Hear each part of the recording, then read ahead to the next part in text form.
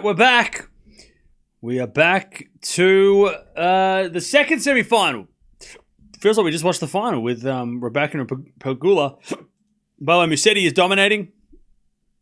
We won the first set 6-love against Korda, so he's a man on a mission.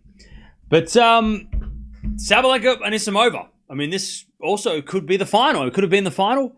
These two have played finals this year, the US Open final.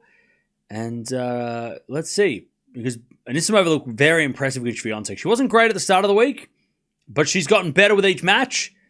And Sabalenka was okay against Gauff. The first set, though, she probably should have lost the first set. So, big opportunity for Anisimova to possibly get to the final. And remember, on day one, Raducanu demolished Anisimova. So, I mean, as much as I want Sabalenka to... I mean, either way, great final. There was never going to be a bad final between any of these ladies, Pegula included. But, I don't know. I kind of want to see the rematch. Because I feel like Anisimova in that first match against Raducanu was... like, she's gotten more comfortable as the tournament's gone on. Maybe that first match was a little bit of I'm here, I'm in, big show. I feel like I just want to see that rematch. But then again, Sabalenka versus Raducanu has been great too. So it's not going to be it's going to be a great final on paper either way. So let's see. Revenge is always served after the round robin stage. Well, that happens, doesn't it? We've seen players lose in the group stage and come back and win in the final. So let's see. And of course, Sabalenka has not played Raducanu in this week, but she did play a few weeks ago. Love to see that, yeah. By the way, chat, why hasn't the WTA announced 500 aces? Chat, we need to put pressure on them because they need to do this. Something historic has happened. Something historic in the WTA term has happened. We need them to acknowledge this. It's for their own good. Like, you don't think that if Raducanu served the most aces at the Australian Open wouldn't be promoting the shit out of that and being like, hey, we just saw some history here. Why are they ignoring this record? Hello? Come on! Like, this is a huge... this is huge for marketing. Like you can say, hey, the WTA is better than ever. We've got one of the best servers of the world. Like, they could use this in so many ways to promote the tour and be like, hey, WTA is pretty damn good because the number 6 in the world just hit more aces than, third most aces in a single season. You should watch this shit. Like, that's what they should be doing. They should be like, hey, historic things are happening. Watch the WTA right now. I mean, I'm doing their fucking thing for them. They should be paying me. Hey, WTA, hello. Oh, come on now. Come on. The WTA, I mean, we've been talking about the WTA all year, being like, this WTA is sick, it's awesome, it's the best it's been. It's awesome, it's amazing. And now something historic has happened. Come on. They didn't even ask the question in the friggin' press conference. One of the journalists will ask because, they know, right? They know. But I can't believe they're ignoring this. Come on. It's such a good sell. It's a selling point for why should I watch WTA? Well, we've got, currently one of the best servers of all time is playing. She just served more aces than anybody in a single season for over 10 years. I mean, hello. And that player is not even the best in the world. She's the number 6 in the world. It would be different if Raducanu was number 1 and she was the best in the, blah, blah. But she's not even the best player in the world. There's other players that are higher ranked than her. So if that's the 6th best player, you should also watch the number 5, 4, 3, 2, 1. You know what I'm saying? That's what you do, chat. That's how you... I just gave you there. Now, they can just use what I just said. Just use that. Come on. It sells itself. All right. Players on court. ready to go. Sabalenka and Anisimova rematch of the US Open final, rematch of the Wimbledon final, Wimbledon semis. By the way, these two have played a shocking amount of times. 10 times these two have played. And the surprising thing is that Anisimova leads 6-4. It boggles my mind that they've played that many times. Like, even when I knew that they'd played that many times, like, looking at doing the preview for this, I was like, that's a lot. Swiatek has played some players 10 times, but like, how has Anisimova and Sabalenka played that many times? Because Anisimova hasn't been, up the top that long. So they played in Australia 2019. They played at Roland Garros 2019. Both matches went to Anisimova. Then they didn't play for 3 years. 2022, they played in Charleston. Anisimova won. They played in Madrid. Anisimova won. Then they played in Rome of 22. Sabalenka finally got the win. So they play, it was 4-1 Anisimova to start this rivalry, right? Then Sabalenka wins in Australia 24. That was in a fourth round. Canada last year as well. And then this year they played 3 times. This is the 4th time they've played. Again, it's a really sneaky, like we always know, like we always talk about like who's the boogie woman for blah, blah, blah. Obviously Anisimova is the boogie woman for Sabalenka, but we knew that before this year because the rivalry was like so one-sided. We're like, what? How's that a thing? But now that she's up the top, it's like, oh yeah, she's been playing Sabalenka, right, for a while. These two have played more times than most of the other players in the top 10 have played each other, right? I mean, if I go through some of the head-to-heads this week that we've already watched between established top 10 players that have been here for a while, I mean, Gauff, Raducanu have played once. What? They've played once. And they've been playing top 10 level tennis for years. Grand Slam level tennis for years. So Pegula and Raducanu have played 5 times until today, right? These two have obviously played 10 times until today.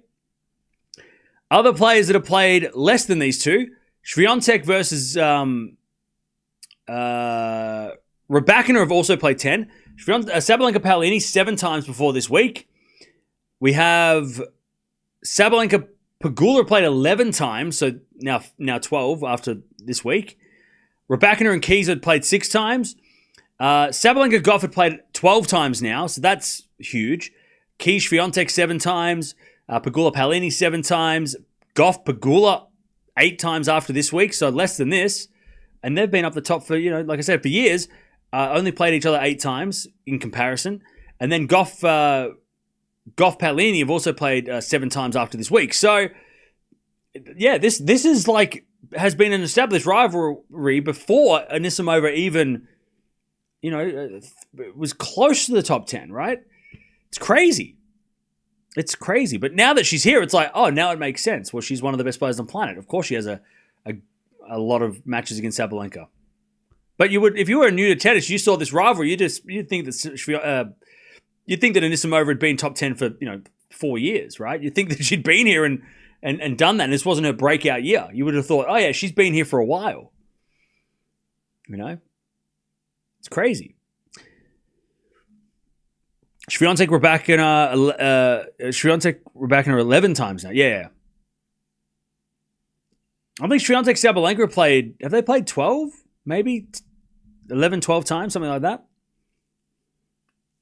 I mean, the Gauff Raducanu thing is insane. The fact they've played once, and that was 3 years ago, is crazy. Like that, and that needs to be. We need that match more than we need any other match next year. Every tournament that Raducanu and Gauff play, I'm going to be campaigning for them to play. I'm going to be like, I don't care where they are in the draw, as long as they play. Put them in the same quarter, put them in the same half. Just let them, somehow we need them to play. You know what I want? I want to see USA versus Kazakhstan, United Cup. Guaranteed to play unless Gauff doesn't play. United Cup, let's have it. United Cup, Kazakhstan versus USA, Gauff versus Raducanu, Bublik versus Fritz. Let's have it. There we go. First week of the season. Done. I'm not saying rig it. I'm just saying make it happen. Don't rig it. Make it happen. By the way, that draw comes out next in 2 weeks. And we will be watching it because I'll be bored. Because it's in the off-season. I've got nothing to do. Anyway, Sabalenka on the net and Anisimova 15 love. Rebecca's not playing the United Cup. Why? She has to, so we can. If she doesn't play the United Cup and they get this and they get put in the same group, I'm going to cry. I'm going to cry. I can't handle it. 15 love. As Rebecca serves a fault second serve. Anisimova serves a fault second serve.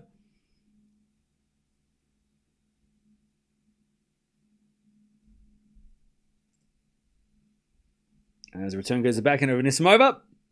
Sabalenka forehand to the backhand of Anisimova. Anisimova hits it out. 15-0. Who's winning this, by the way? Oh, she's playing in Brisbane? Is Gauff playing in Brisbane, please? Is Coco Gauff, please, playing in Brisbane, please? Please? Please, is she playing, please?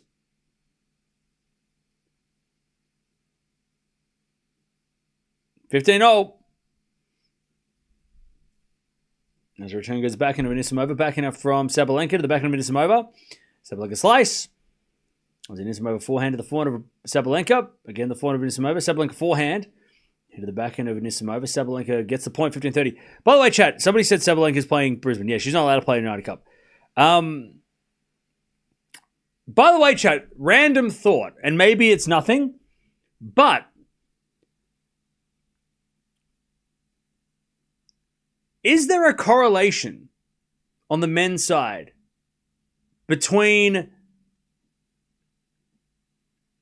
Russian players not being able to play team events and them and therefore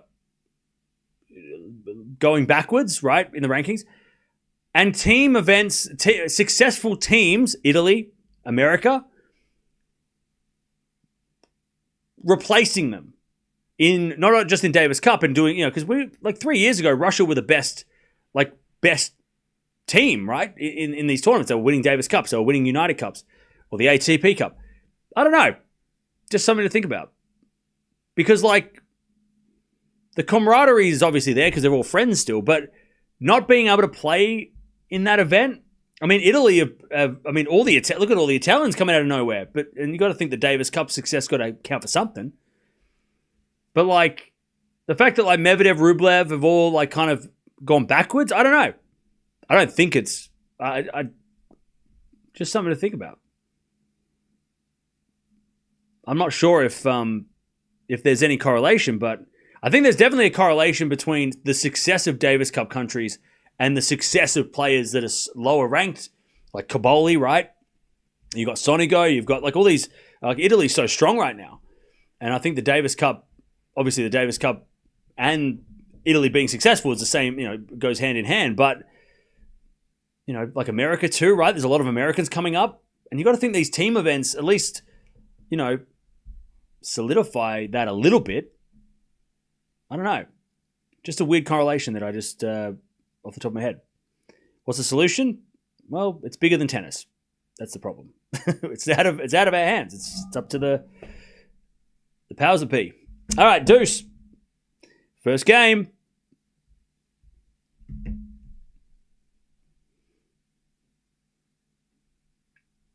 As Anisimova serves.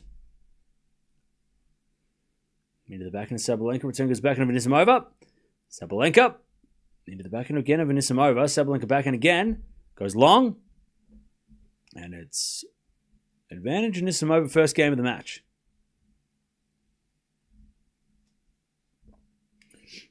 Team events do help poorly ranked players test themselves against the big guys. Yeah. And there's also a camaraderie. I mean, I'm sure. I mean, for Australians, it's definitely a big deal. I mean, Davis Cup in Australia and Davis Cup is it's an honor to play, but it's also like it's a huge motivator because you get to play with guys alongside, but you get to practice with guys who you may not have practiced with. Another thing that's interesting as well, and I know we're going off a tangent here, but also the fact that like there's no tournaments going on in Russia right now because of what's going on, and it hasn't been for a while. How's that going to affect the next generation of Russian tennis player? Because I don't know if there's any young players coming through from Russia. It's going to affect. It probably affects that next generation of player. So Medvedev, Rublev, Khachanov might be the last great players for a while. You know, they might be the last 1,000 champions because I don't know any young players coming through. I mean, Shevchenko, he's playing for Kazakhstan now, but you know what I mean? Like, it doesn't feel like on the men's side that, like 3 years ago, they were the strongest nation by a mile. There were so many players coming through. And now it's like, and that's got to be a factor, not just from not playing Davis Cup, but also for not being able to play the tournaments. You know, I don't think they've got any ITF events or anything like that. So women's side's different. Women's side's definitely different because you've got WTA. I mean, you've got Alexandrova, you've got Andreeva in the top 10. And that's just the top players, right? You've got so many doubles players as well. Like, WTA's always had a strong, since, Sharapova, Russia's been like massive on the WTA, but ATP, is there a, with Medvedev, I mean, Medvedev's not that far out of the top 10 now. He's kind of come back a little bit, but, and also Hashanov was in the top 10 this year for a couple of weeks, but yeah.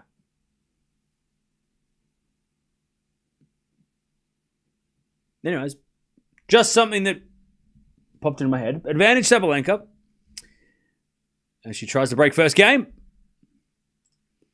Quarters winning 2-1 in the second, by the way. As the return goes in the backhand of Anisimova. Anisimova hits a winner. Ooh. Back to deuce. All right, deuce.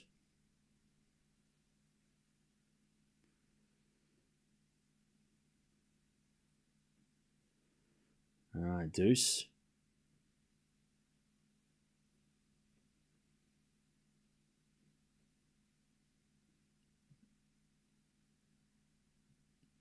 As we're backing down the line in the net from Anisimova, advantage. Sabalenka. Isn't Hashanov from Kazakhstan, not Russia? No, that's Bublik. Bublik plays for Kazakhstan. Hey, Gregs. Thank you for the 44 months. Thanks for sticking around. All right, advantage Sabalenka.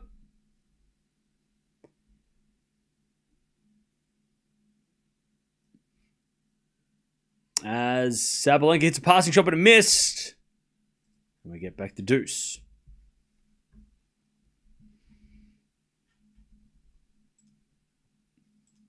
Now back to deuce.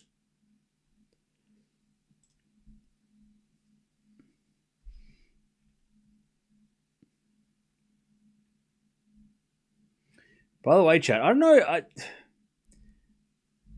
about you, but I feel like the last couple of weeks, like I've been, like obviously we're all tired at this point, the players are tired, but I feel like I feel like the Raducanu trying to qualify, and then the WTA Finals, and then obviously the ATP Finals next week, and even Musetti trying to qualify this week, and Djokovic, even though it's frustrating that he hasn't committed, it's just been like such a great way to end the year. I don't know if anyone else, if you guys are feeling that. It's been a long year, right? It's been a tiring year. I was during the Asian swing, I was knackered, right? I was done. But I feel like Paris was good. Sinner played well, and Paris was good. And the upset of Alcaraz kind of, I guess, shook up. Maybe makes the ATP more interesting, right? The ATP Finals more interesting with Alcaraz coming off a loss. I think that kind of maybe was a bit of a good shock to the system for me anyway. It was nice to see something different happen, right? But then following Raducanu, her qualifying, now she's in the final. I mean, what a great 3-4 weeks she's had.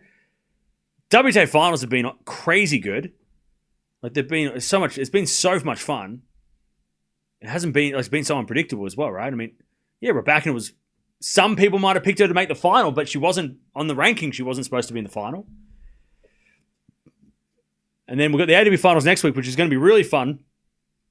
Please, Djokovic, play. I want you to please play Alcaraz, please. As that goes out by Sabalenka, and it's still 15. But it's been awesome. Like the last couple of weeks have really just been like, I'm getting to the point now where I'm like, when this is over, this when next week's over, it's gonna be sad. I'm gonna be like, oh, what? I thought we'll just get started. Gonna be like, oh, I'm not ready to finish the season. All right, love 15.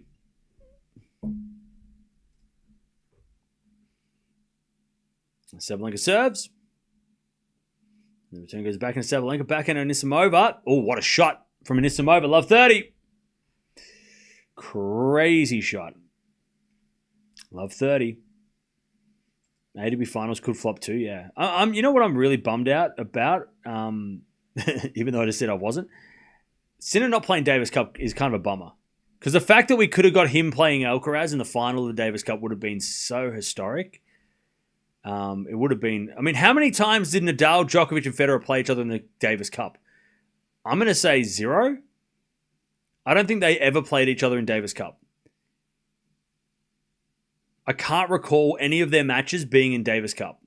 Maybe Djokovic and Nadal? Maybe, but I can't remember.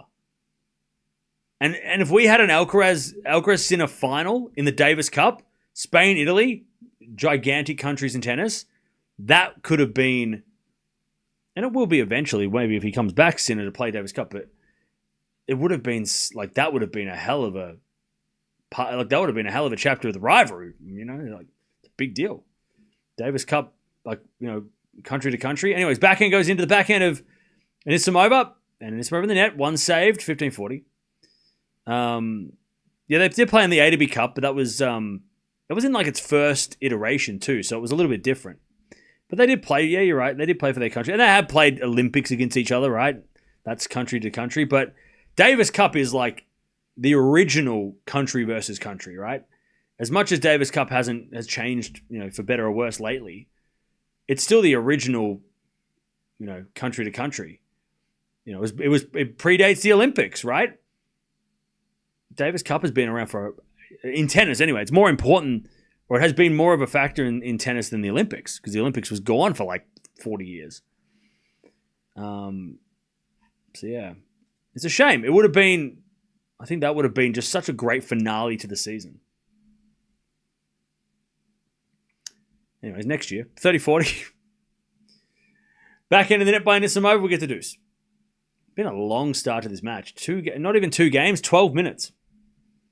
Is Novak playing Turin? He's going to make the decision tomorrow. All right. Deuce.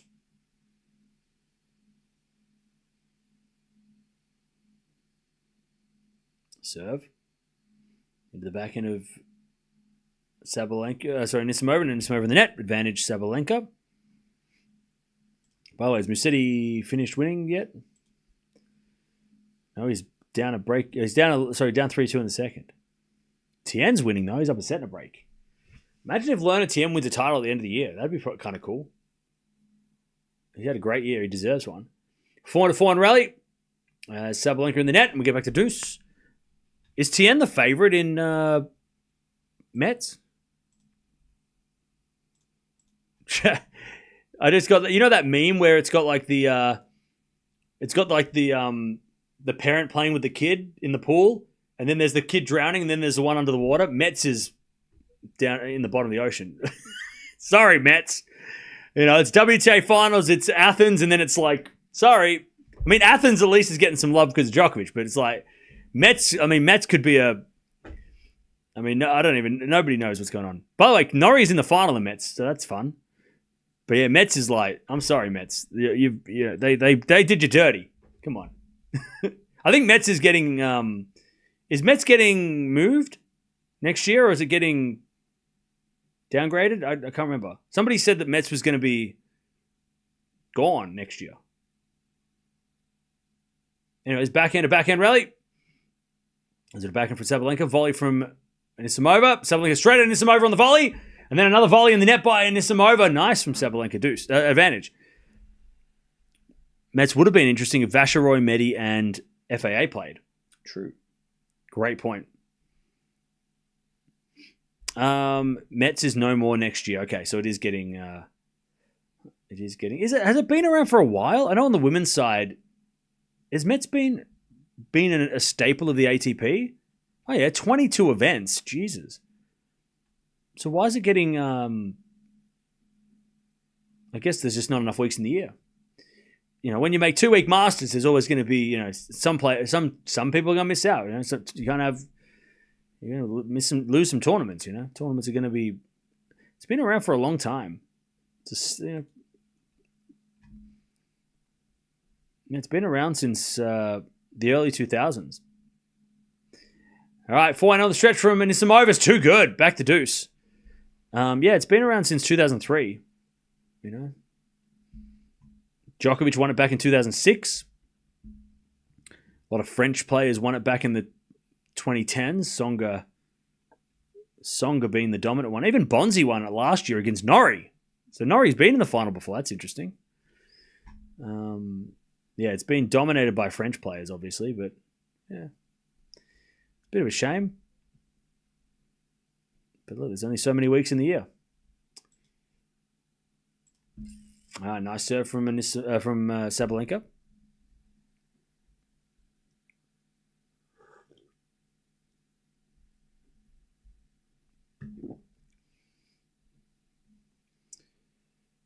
Right, advantage Sabalenka.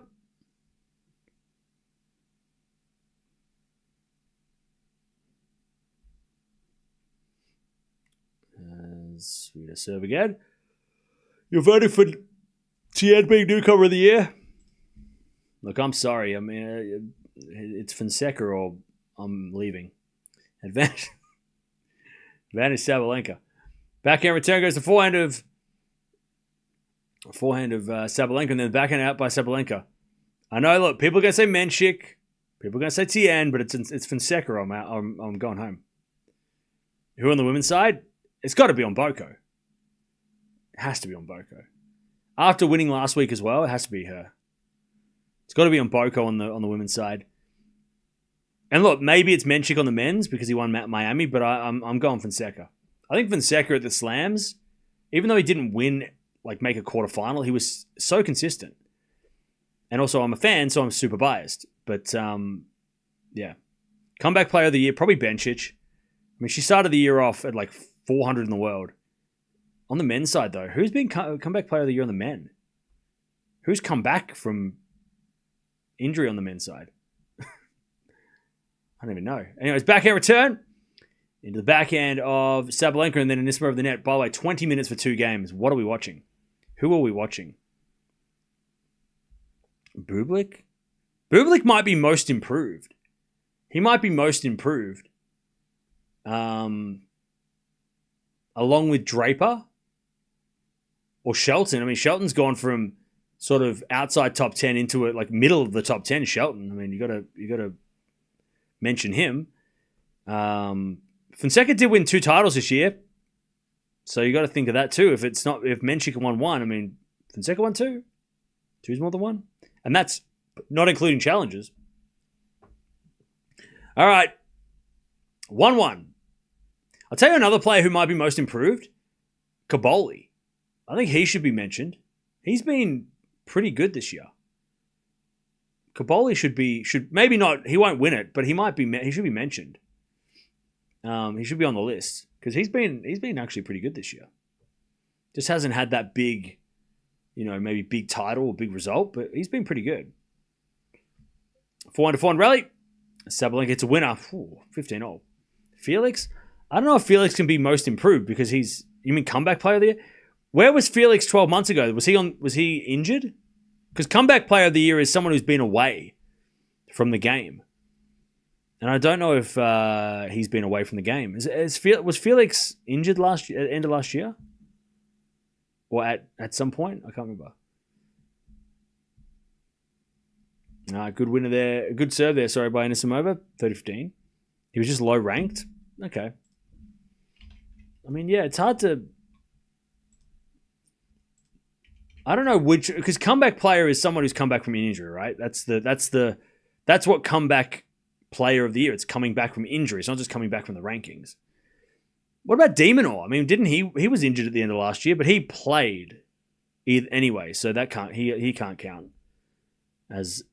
I don't know who was injured last year that I can't remember. I don't know. Anyway, it's 40-15. Yeah, I don't know. Chapo? Maybe. As that goes out by Anisimova, 40-30. Cilic? Okay. I don't know. It's kind of there's no obvious ones, is there? No one 12 months ago was,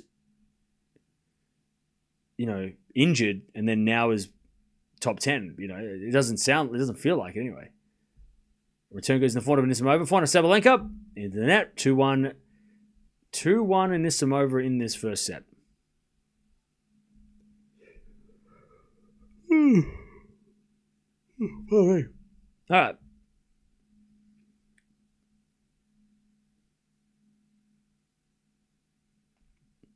What other awards do we do? So we do Rookie of the Year, Most Improved, Comeback Player of the Year.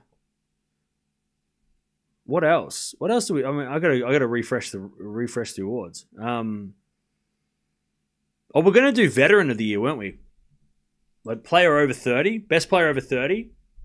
We're gonna do something like that, weren't we? And not by ranking. We're just gonna go off because obviously it's Djokovic, but Norrie, Rinderknecht Nesh. I mean, Rinderknecht Nesh, he just turned 30. Monfils, Cilic, Dimitrov. Do we give Dimitrov Comeback Player of the Year? We can't. Then next year, if he does well. Because Dimitrov came back and played one match in Paris, won it, and it was very impressive. But he wasn't... We can't count him as Comeback Player of the Year. That off one match.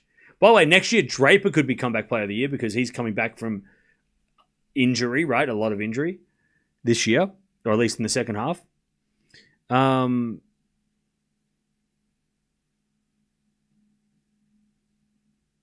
trying to think, what other awards do we do? I know we do all the match awards, like Match of the Year and Upset of the Year and stuff.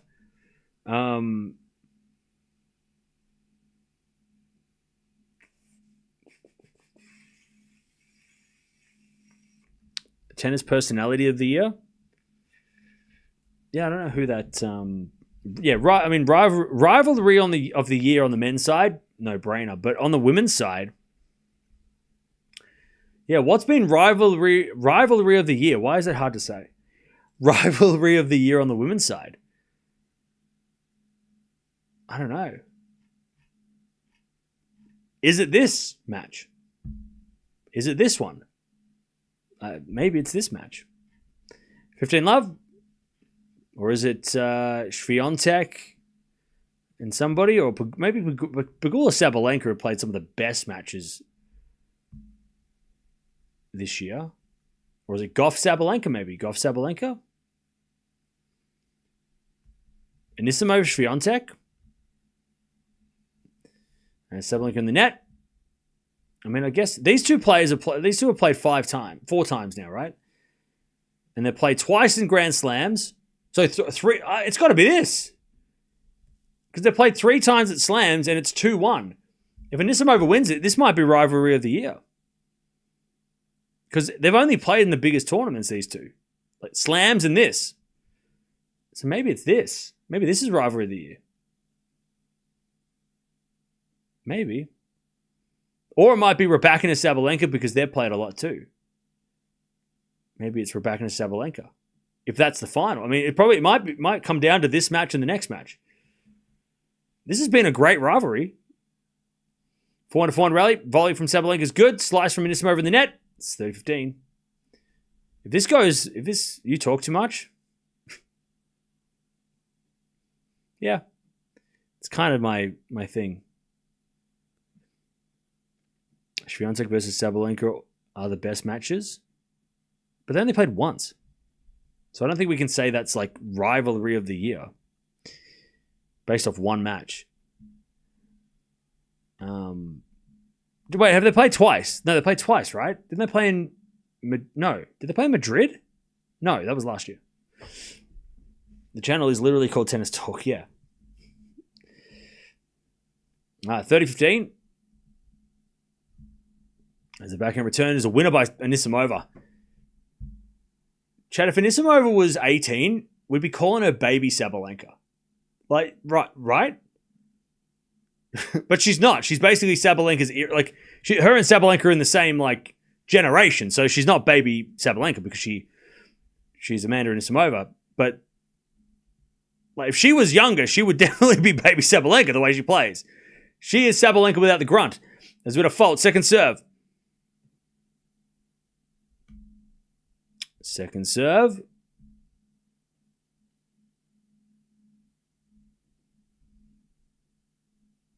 Serve is a double fault. All right. Advantage was 30-40. Anisimova. Yeah, Anisimova's 23 and Sabalenka's 26. They're the same generation. I'd put them in the same era of player. Anyway, Sabalenka with an ace. Deuce. I think they are, aren't they? Are they the same, similar age? Hang on, let me check. So Anisimova is 24. Sabalenka is 27. Raducanu is 26. You'd put them all in the same. Like anyone, if you're in within that 3-year bracket, you're in the same era. No, she is like a little bit older though. 4 years.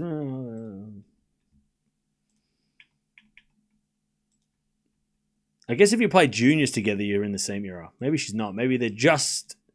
Because Swiatek and Anisimova are definitely in the same era. Because they're the same age. So maybe Sabalenka is not. Maybe they're not in the same era. But do we call her baby Sabalenka? Is that... Can we say... Does that count? If she was 2 years younger, easy. We would be like, yep, this is baby Sabalenka. Easy. All right, advantage Anisimova. Because her game is... I mean, it's Sabalenka-esque. Ace down the tee from Sabalenka. And we get to deuce. They're too close in age to be baby Sabalenka? Okay. That's what I was thinking. That's what I thought. Swiatek, Raducanu played a few times in juniors? True. Well, they're also in this... Yeah. Well, Swiatek's 24... Raducanu is 26, so they would have crossed paths. Sabalenka is like slightly older than them.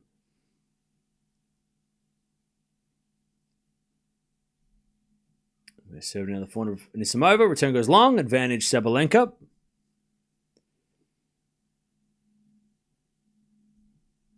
This has been a very long start to this match. We've had like 30 minutes for 4 games.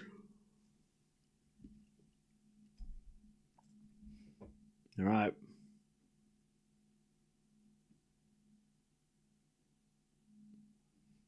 That's a bit of fault. Second serve.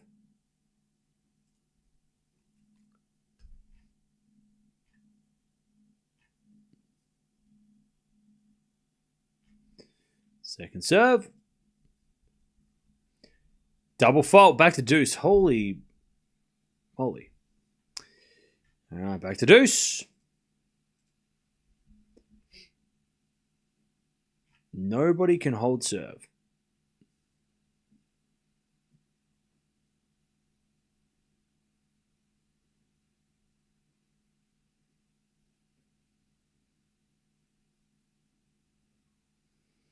Over to fault, second serve.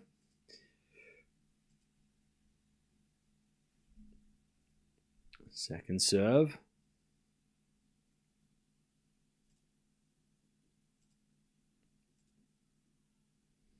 As we get a forehand now from Anisimova in the net. And it's advantage Sabalenka.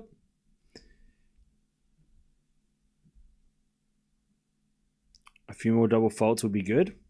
From who? By the way, do we know when the final is tomorrow? Do we know what this... I know the answer. Hang on. Hold up.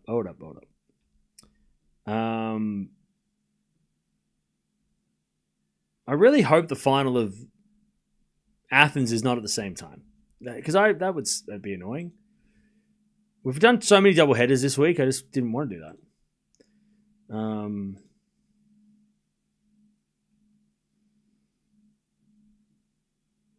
7 p.m. is the final. When's that? Oh, so 3 a.m. And then in Athens, the final is at 2 p.m. Oh, geez. All right, so the final of Athens is on super early. That's good. So yeah, they're nowhere near each other. They're like 4 hours apart. So we watch Djokovic, then we watch Raducanu and whoever they play. That's awesome. That's very good.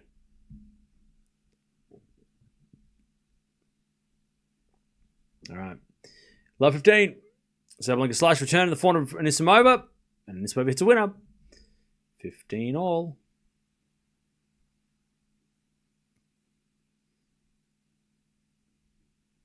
$15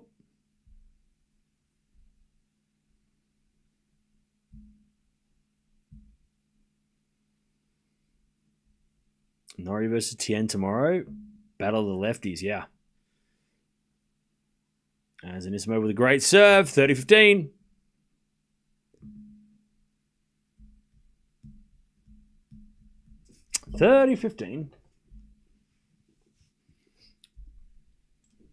By the way, chat, we're at 200 likes. We're almost at 300 likes. Have I told you that the if you press the like button, a tennis ball appears? Again, I'm not trying to trick you. If you press the like button, you will see a tennis ball show up, which is crazy. Chat. Let me know in the chat if you watch YouTube and you've gone around YouTube and you've liked other videos. Have you seen other animations? I've seen a scared face, like a ghost face. I've seen a film marker or whatever they're called. When I've watched like movie related channels. Have you seen any other ones? Like, have you seen like footballs or basketballs or anything else? Football? Okay, yeah, like that. Yeah, they're like that thing. 40-30. Oh, what? Djokovic is playing at 5 p.m.? God, why did they change it? Oh, so he's playing at the same time as the WTA Finals. Great. Thanks a lot. God damn it. Aeroplane? What, for like travel? 40. We get the juice, by the way. Seen a golf one? That's cool. A golf ball is cool. I just liked it and I think I saw the tennis ball. Yeah, it shows up for like a second and then it like goes back to the thumb. All the sports channels have them. Yeah, I know, right? They must have started with the sports channels. Lucky us. Any other things? I haven't seen a music one. I've like watching like Anthony Fantano and stuff. I haven't seen any music ones.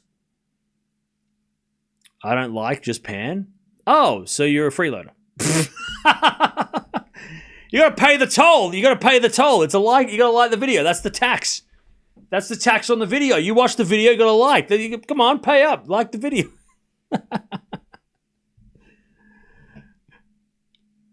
Note on the music. Have you seen a note on the music? I haven't seen a note. Maybe it wasn't on his channel. Maybe it's on other.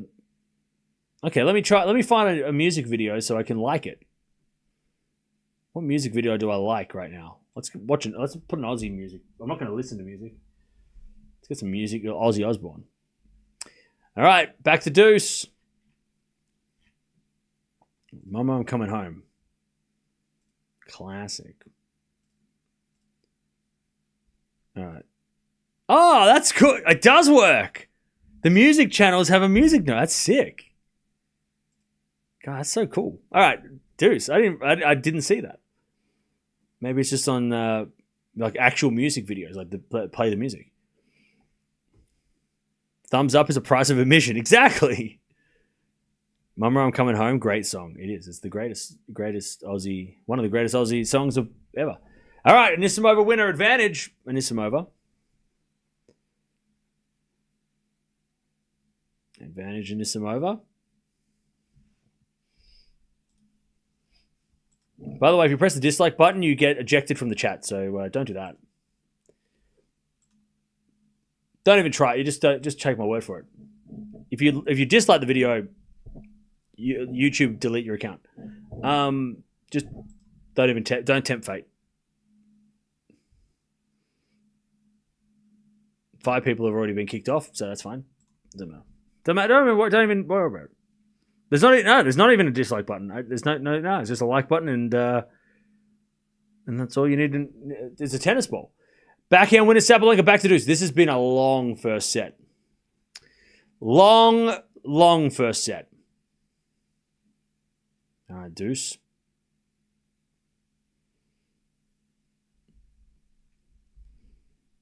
Animal videos have a paw print emoji. Likes. Really? That's fun. That is fun. All right, deuce. As we're serving to the backhand, Sabalenka returned the net advantage in Anisimova. Almost 40 minutes for 4 games. I did not expect this. I was thinking like this match would be an hour and a half. 3 sets, but an hour and a half. This is crazy.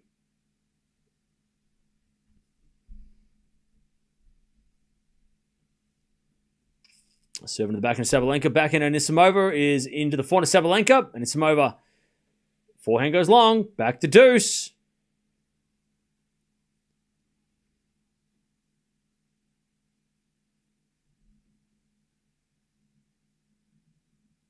All right, back to deuce. Huge hitting from both ladies in this rally and that rally.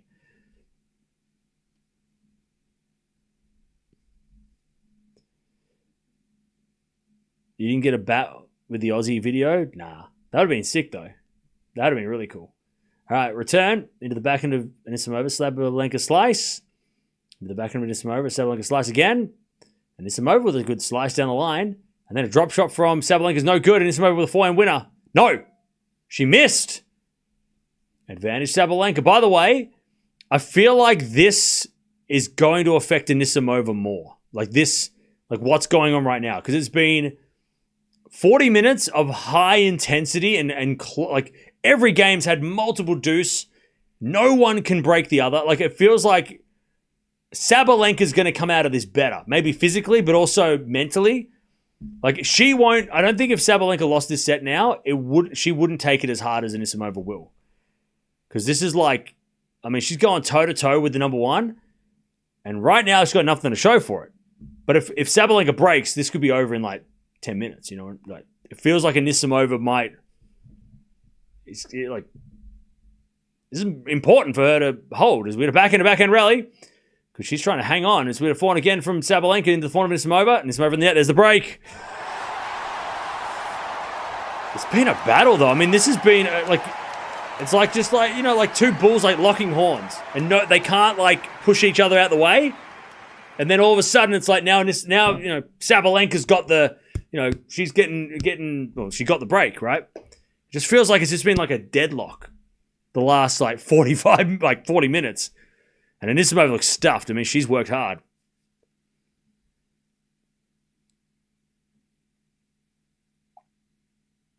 All right.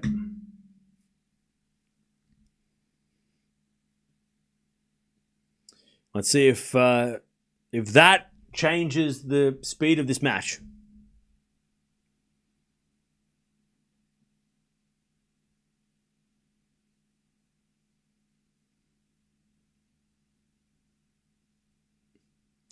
All right.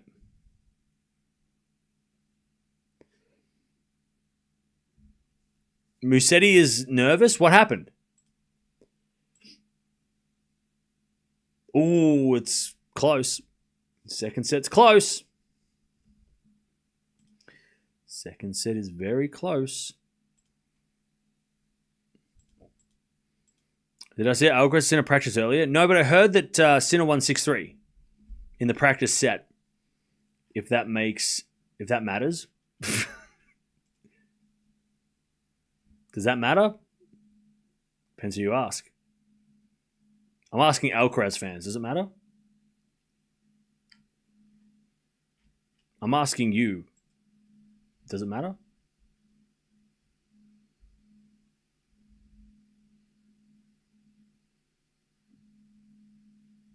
All right. 3-2. No. No. No. No. Okay. Good answer. I agree. Sabalenka hits a shanked forehand winner. 15 love. That was definitely not supposed to be that good. Like, she hit that off the frame and it landed very short and she's kind of like, oh, sorry. I'm talking about practice, yeah. All right, 7 to the back end. Anisimova. Return goes out. 30 love. We should have watched it live. We should have done a stream. That would have been fun. Next time. 30 love. I'll commentate a practice match. How about that? That's an exhibition, right? An exhibition set. They just don't get paid for it. 30 love. As the backhand return goes in the backhand of Sabalenka. Sabalenka with a backhand slice. Goes wide. 30-15. 30-15.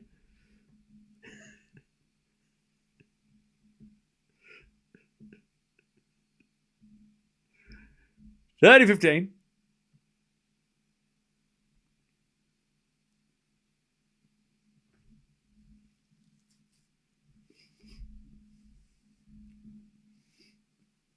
As the return goes to the net, 40-15.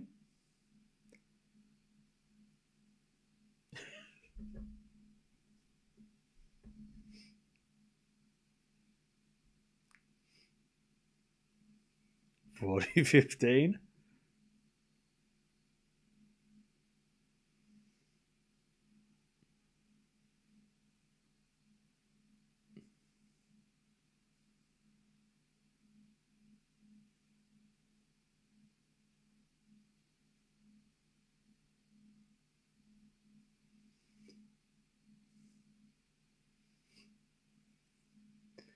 All right, there's the return. 2 goodbye Anisimova, 40-15, 40-30. 40-30.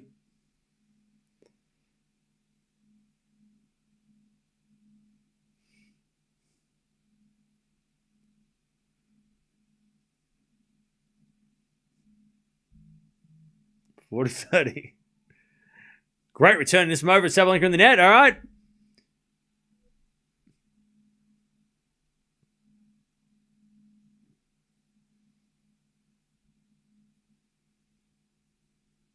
All right, deuce.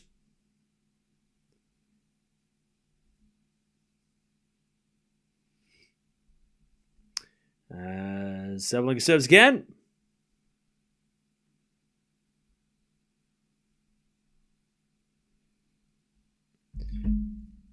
Sabalenka serves an ace. All right, advantage Sabalenka.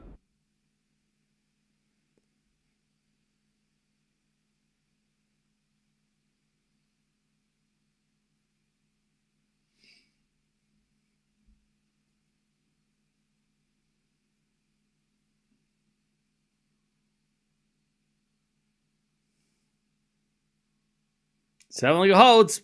All right, 4-2.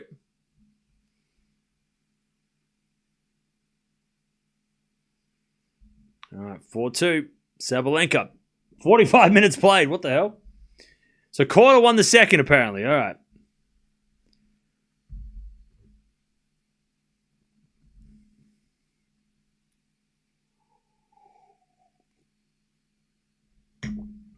All right.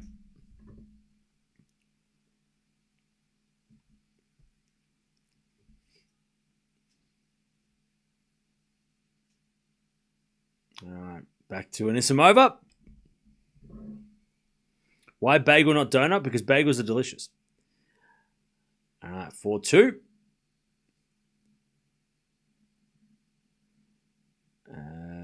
As Anisimova serves. Into the back end of Sabalenka for Anisimova to slice the Sabalenka in the net. And also donuts can also come in different shapes and sizes.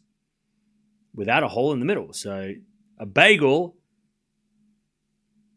is always going to be around, like, there's always going to be a circle with a hole in the middle. Hey, Carlisle, thank you for the 16 months. Thank you for the 16. The backhand out of the forehand of Anisimova. Anisimova, it's out, 15-0. Quarter back at it. If Musetti loses, that would be painful. Ooh.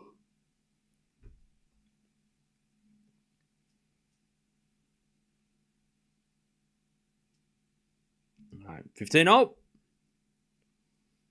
As the return goes the backhand of Anisimova. Let's have like a backhand. Goes long. And it's 30-15.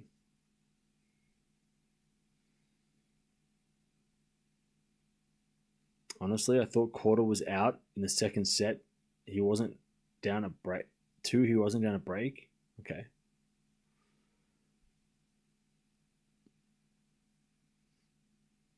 Uh, 30-15.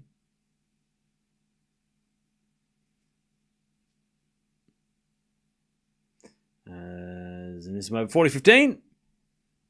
By the way, Chad, has anyone called the WTA lately? Have they announced the 500 ace record yet? Has anybody contacted them? 500 aces is a big deal. God damn it. All right. Sabalenka with the return winner, 40-30. Anybody? Somebody should call them. Maybe they didn't know that it was a thing. Great backhand Sabalenka down the line for a winner. All right, 40-30. Anisimova didn't hit a bad approach. It was just a better pass. As we serve. Into the forehand of Sabalenka. Return goes the forehand of Anisimova. Anisimova in the net. We get the deuce. You won't let this go? No, until they post the goddamn record. I'm not letting it go. It should be celebrated. It should be acknowledged at the very least. Just say congrats on the thing. Like, that's all. I don't ask for much.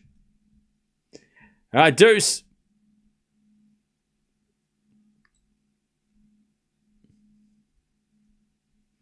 We've got a fault second serve.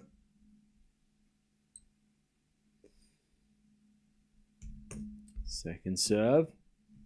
As the return goes forehand of Anisimova. Sabalenka backhand down the line. Anisimova gets it with a forehand cross court. Sabalenka slice. Goes wide. Advantage Anisimova.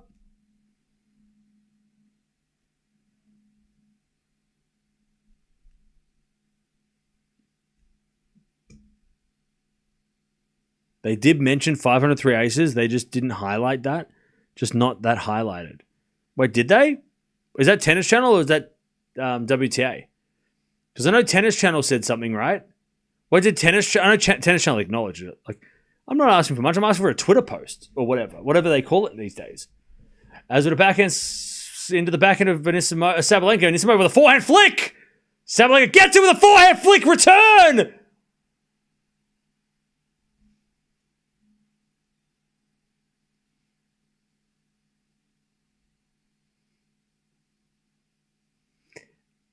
I think this might be the rivalry of the year.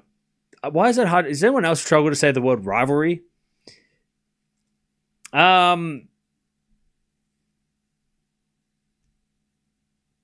was in what? Like that was. I thought there was three winners in that, but there was.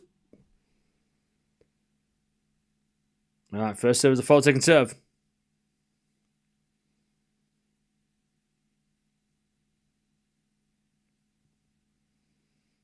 As the return goes into the forehand of Anisimova. Anisimova in the net. Advantage Sabalenka. Calm down, dear. WTA probably preparing a video compilation for the aces. Don't tell me to calm down. You need to calm up. You need to get on my level. I'm not going down. You've got to come up here. Advantage Sabalenka. As the return goes in the net, we're back to deuce.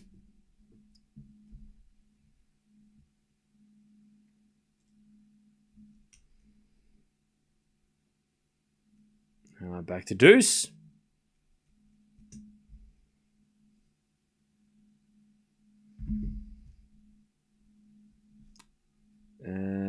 Anisimova serves a fault. Second serve.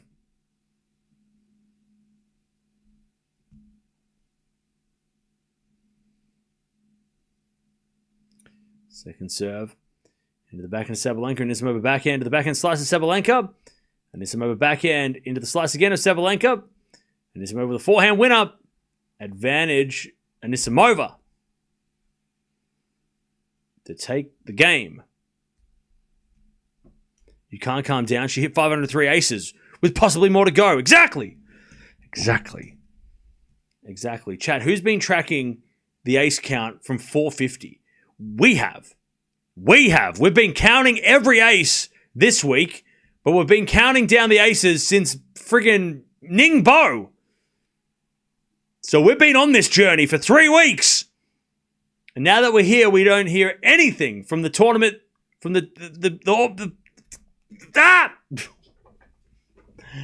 4-3. Anisimova has got get this game. This is a marathon set. Yeah, this is a very, very long set.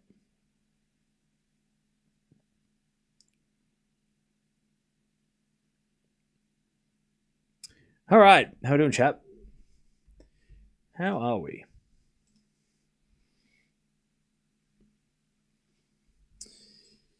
Is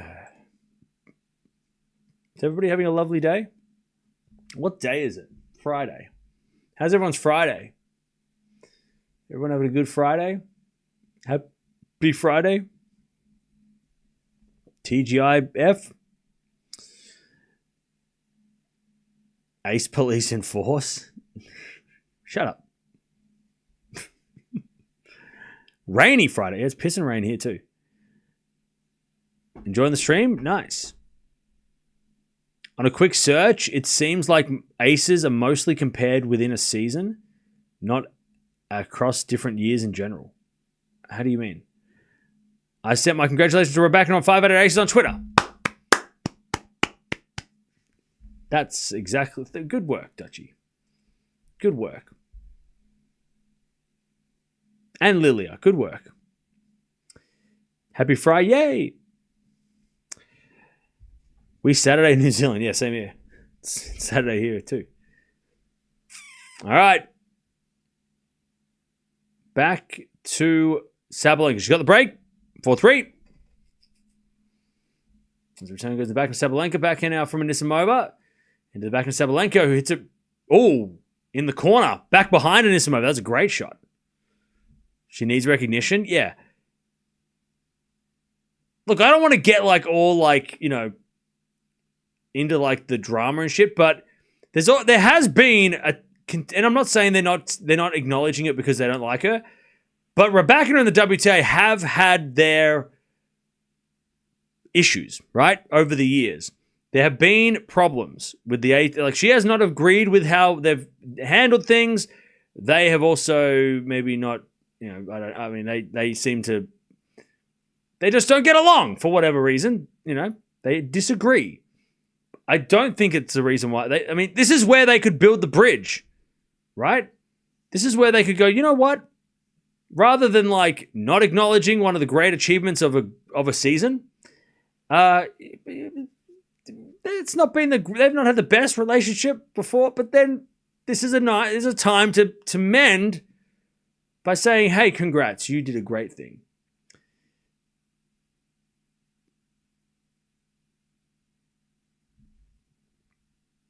For 30-15.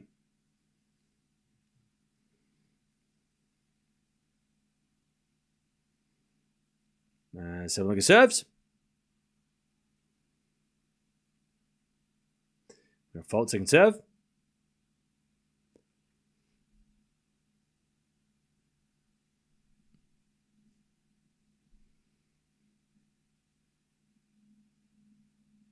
Serve again. Into the backhand of Anisimova. Backhand of Sabalenka down the line is long. 30-all.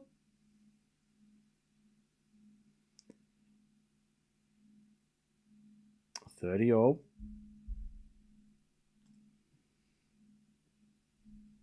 30-all.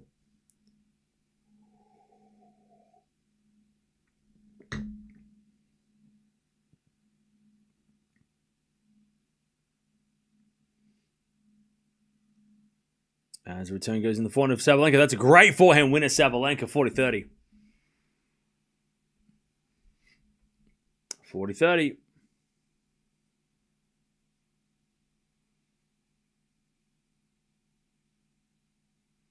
Going tinfoil cam, Billie Jean King will show up with at the finals with an ace award. That would be legendary. If that happened, that'd be amazing. Sabalenka 5-3 with a backhand winner. That would be I would fall over, but I'm already like off my chair. Mussetti's going to lose, isn't he? All right. 5-3. Sabalenka, first set. It's been a long first set, but Sabalenka doesn't get enough credit for how fit she is because she plays long matches, but we've never talked about Sabalenka cramping, getting tired, injured, right? I mean, when was the last time Sabalenka's taken time off when she's been sore or injured. She's managed, her schedule well.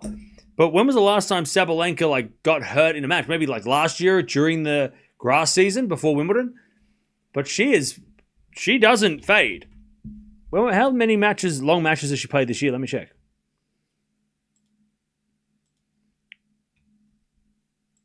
So Sabalenka this year has played only one 3-hour match, but she won that against Raducanu. And she has won all but two matches over 2.5 hours. One of those was doing some over at Wimbledon. But yeah, she's won 4 out of 6 matches that have gone over 2.5 hours. And she's only lost 4 matches that go over 2 hours. Keys, Pegula, Alexandra Anisimova. And fun fact, they're all in the top 10. But Anisimova is one of them. But yeah, when the match goes over 2 hours, Sabalenka has won a lot of those matches. Anisimova is playing as well. All right, Love 30. It's been an hour for this first set, and it's not even like a 7-6, right? It's like 6-3 if this is how it ends. Anisimova hasn't played over 3 hours, but she has won every match that goes over 2.5 hours. So she is also physically able to make it all the way through. She's won all 6 matches that have gone over 2.5 hours. So if this does go the distance, don't think Anisimova can't handle it. But Sabalenka, I mean, she is number 1 for a reason. Love 40. Serving the back and Sabalenka back in Anisimova. Sabalenka slice is in. Anisimova puts away the smash. 15-40.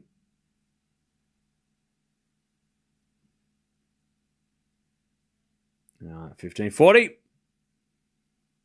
It's been a physical set, though. 15-40. 1 saved. And there's a bit of fault. Second serve.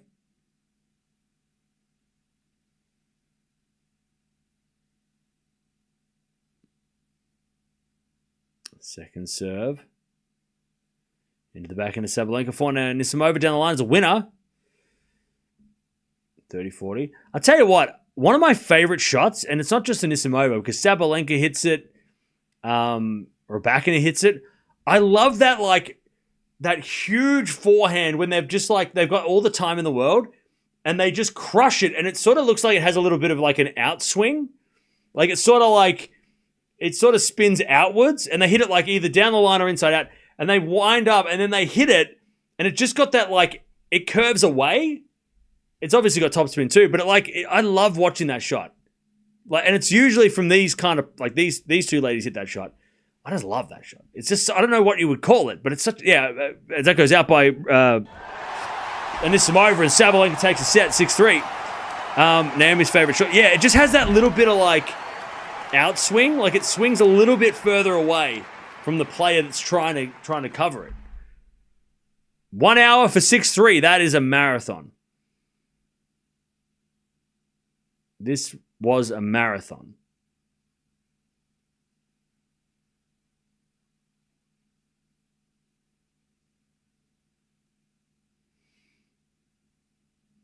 All right.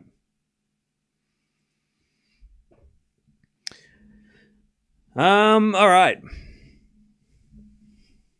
Yeah, 9 games for taking an hour. That's crazy.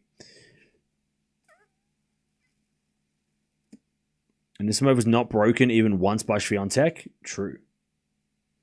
But Sabalenka has a bigger return, so Rebecca's going to win the title, you reckon? Okay.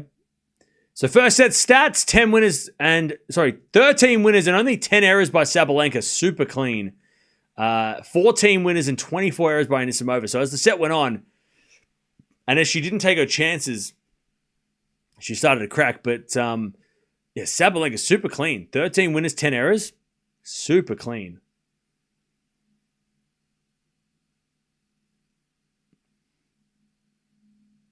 Swiatek hits that type of forehand pretty regularly. Yeah, she does. But I just like it when the big hitters hit it flat. They just they wind up and then they just crush it. You know, I don't know what it is. They just when they hit that shot, it's just that's not coming back. Players don't get that back.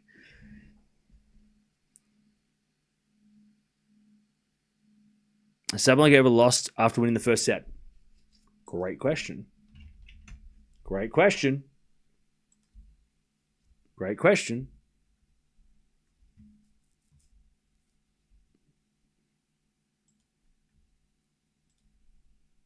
1 second. Great question. 4 times this year she has won the first set and lost the match, including in Wuhan when she won the first set against Pegula and lost. So only 4 players, and the 4 players are Alexandra. I'll tell you this, chat. Every time we're talking about who's done what against who, Alexandrova always pops up. No wonder she's number 10 in the world. Alexandrova did it back in Doha, then Andreeva did it in the Indian Wells final, Coco in Roland Garros, and then Pegula in Wuhan. But yeah, Alexandrova keeps popping up on these lists of players to do something against the top 10, and that's why she's top 10. You know what? She should be most improved. She should be on the list. I know it's probably going to be Anisimova, but we should have Alexandrova should be given an award for something because she has been. I know she's one of the oldest top 10 debuts this season. I think she's one of the oldest players to get their top 10 debut, like a 30-year-old top 10 first time top 10 is. I mean, that's what a journey woman is. But yeah, she deserves a hell of a lot of credit. She keeps on popping up on these. Every time I'm the last couple of things, I'm it's her.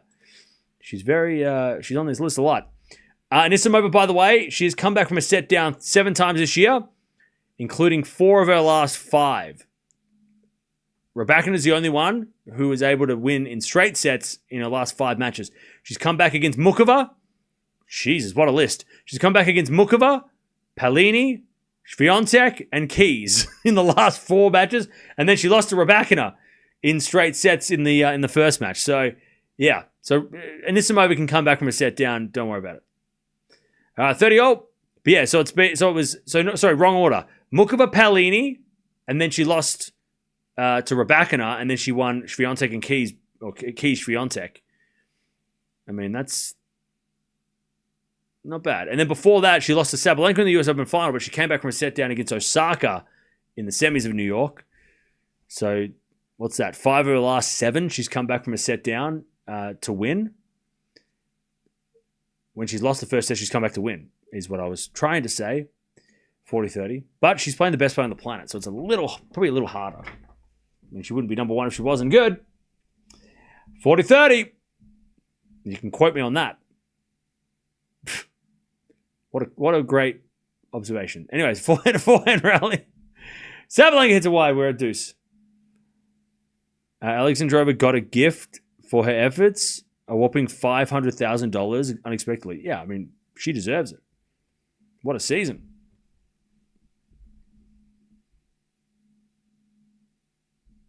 All right, deuce.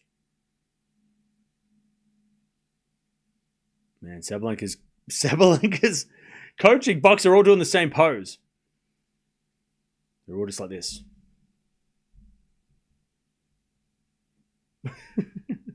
They're all matching. Backhand rally. Sabalenka with a forehand cross court. Oh, it goes wide. Advantage in Anisimova. They look like they're all posing for the camera, but they were just watching. They were looking at Sabalenka. They didn't even know the camera was on them. They were just like this. It looked like it was planned.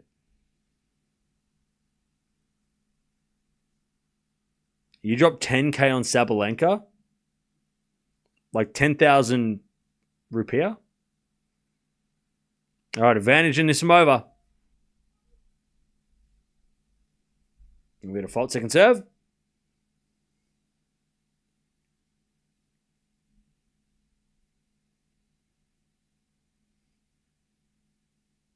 As we just serve into the back end of Anisimova. Forehand from Sabalenka. Goes long and Anisimova breaks. American dollars. 10K American on, did you say Sabalenka?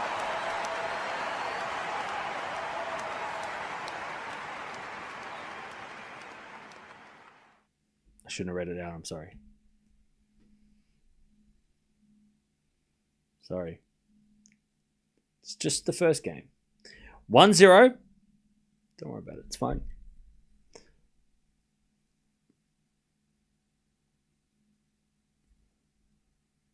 All right. All right. 1-0 Anisimova.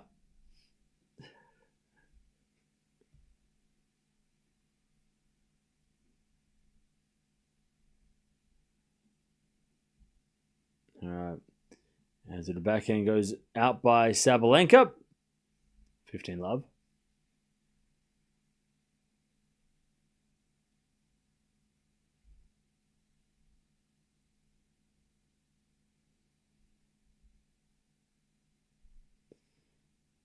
As we get a fault from Anisimova, second serve.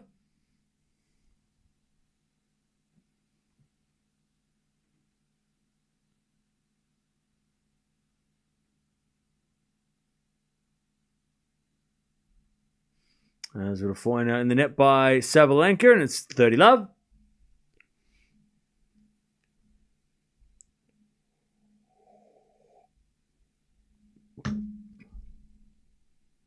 All right, 30 love.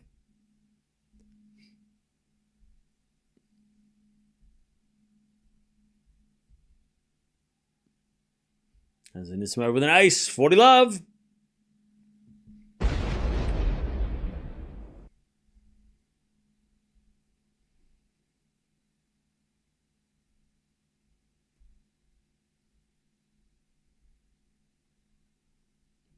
All right, 40 love. As Sabalenka in the net. All right, 2 love and Anisimova in the second.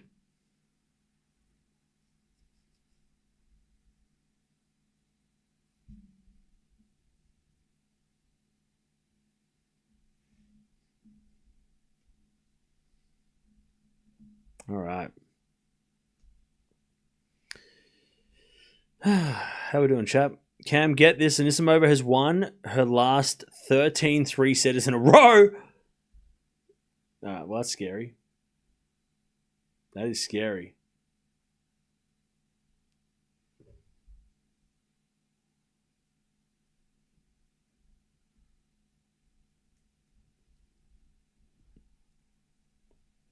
All right.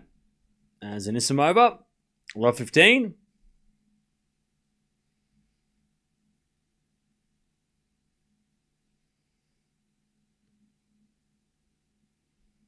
Love 15.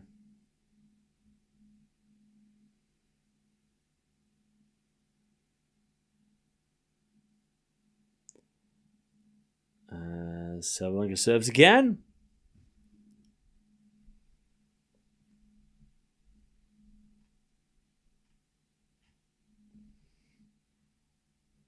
There's a fault, second serve.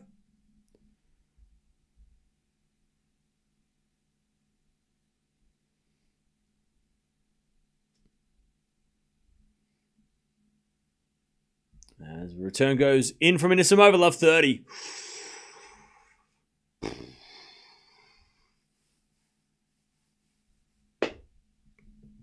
Love 30. What a return.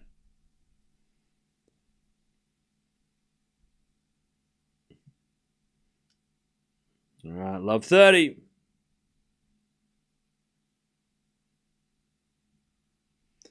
As the return goes back into Sabalenka, and Anisimova forehand goes long, and it's 15-30.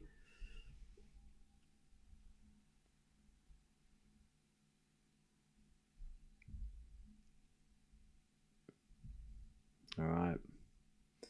Novak will not play. He is just keeping the Italians on their toes. What? All right, 15-30. There's a bit of forehand now from Anisimova on the stretch. Forehand now from Sabalenka is long. 15-40. Break points for Anisimova for a double break.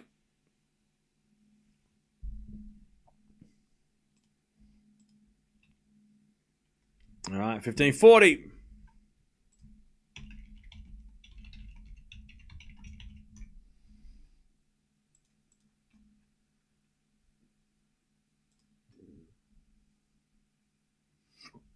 All right, we get a fault, second serve.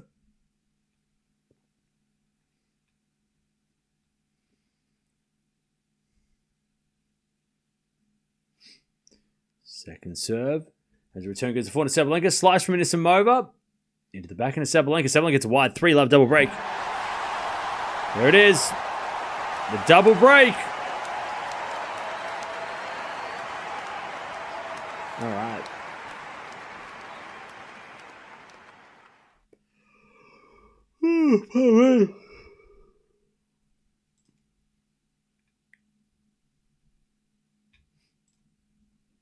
Sabalenka is in big trouble in the second set.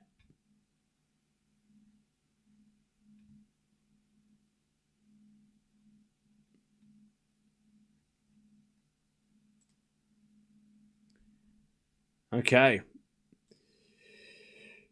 3-love.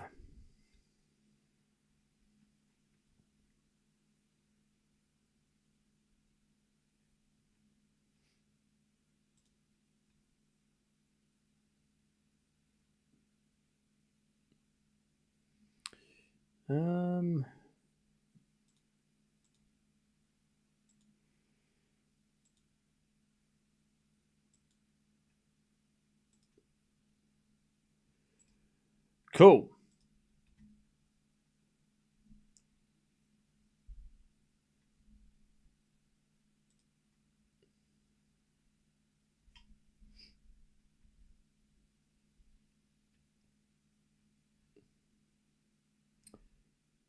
All right.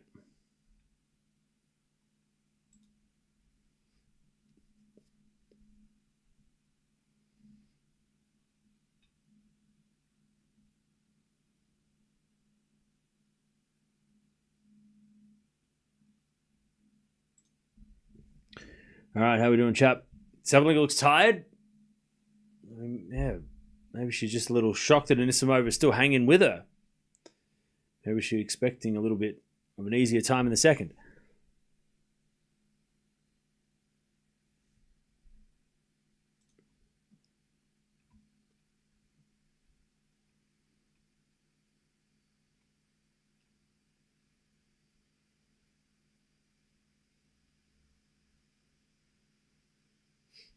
All right.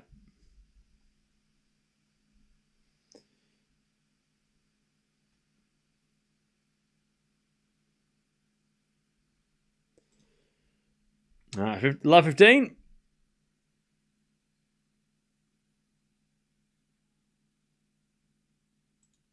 As we default, second serve.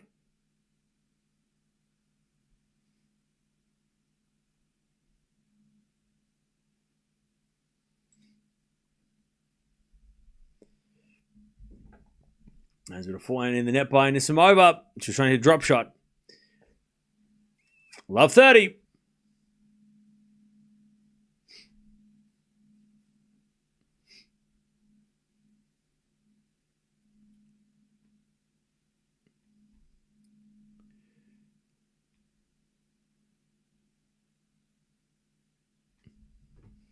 Love 30.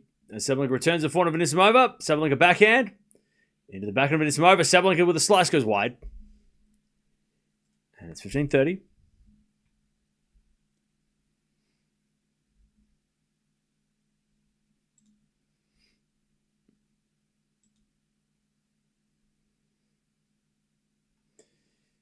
All right, 15-30.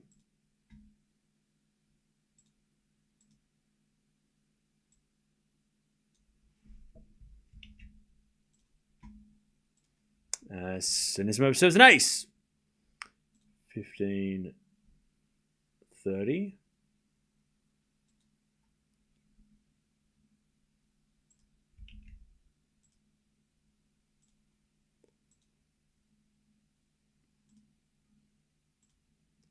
We had a fault second serve.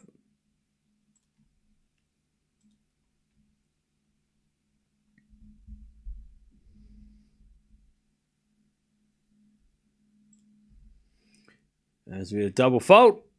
And it's 30-40. Chance to break straight back.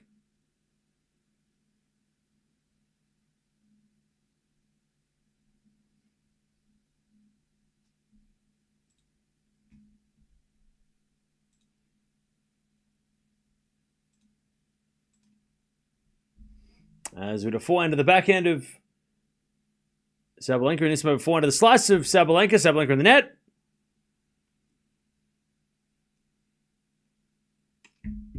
And we get to deuce.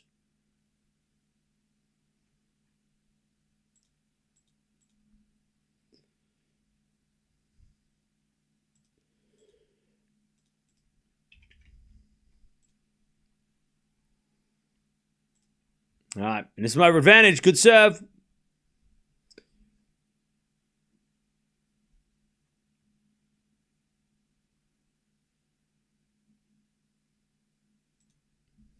All right, advantage. Advantage, Anisimova. As the forehand goes long and Anisimova holds. All right, 4-love in the second. This looks a lot worse for Sabalenka than maybe it should be, but still 4-love.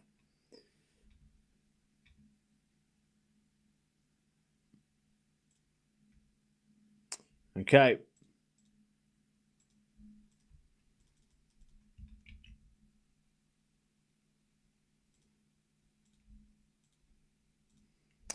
For love Anisimova.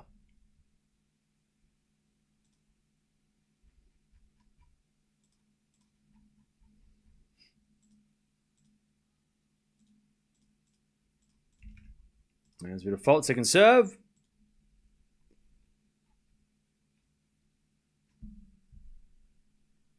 And a double fault Sabalenka. Love 15.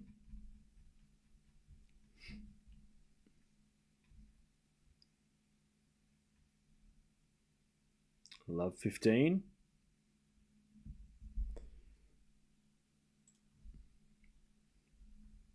Sabalenka serves again.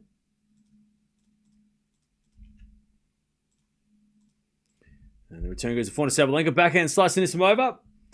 Sabalenka forehand off the tape. Oh, it goes over and Anisimova can't get it. Lucky Sabalenka. 15-0. Oh, wait, Anisimova's got a good slice. We're talking about who has like a really good slice in the top 10. Anisimova. She has a very good backhand slice.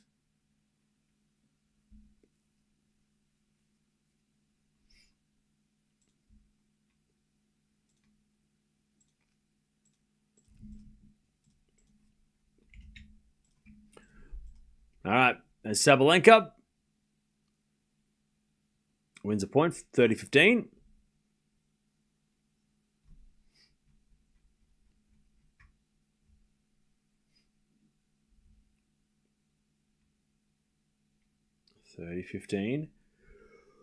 Sabalenka serves the fault. Second serve.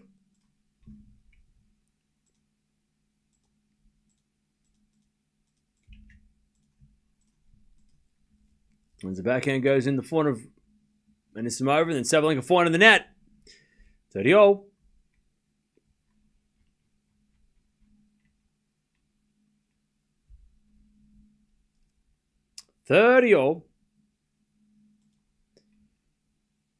If this is 6-love, that'd be an insane scoreline after what we saw in the first set.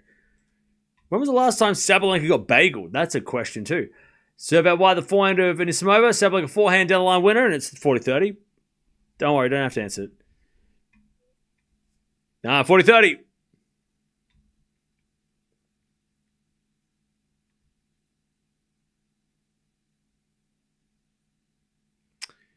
$40-30.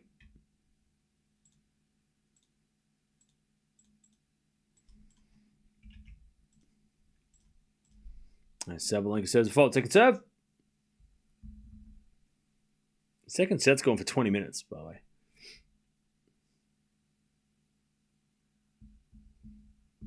As the return goes out. No. Anisimova hit a winner off the return. All right, deuce. All right, we get the deuce.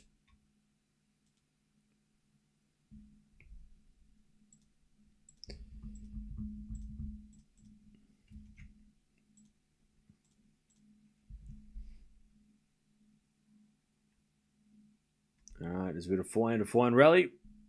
And then Anisimova hits a long. Advantage. Sabalenka.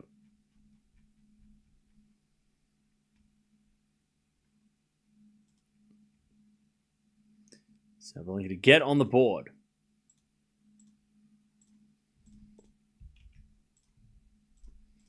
There's a backhand drop shot from Anisimova. Sabalenka gets there and hits it in the net. Again, another good slice by Anisimova. All right, deuce.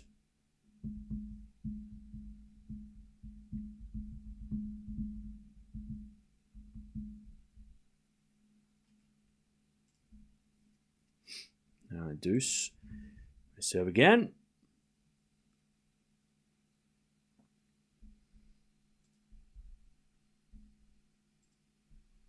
Serving the body of Anisimova. Return goes in. Sabalenka comes in with a forehand, puts it away. Nice drive. Forehand winner by Sabalenka. And it's advantage Sabalenka.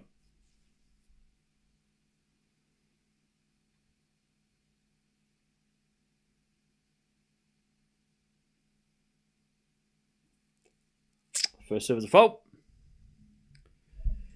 Second serve.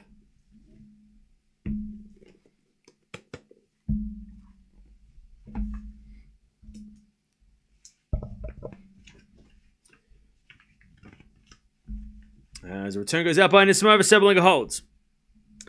All right, she gets on the board in this second set.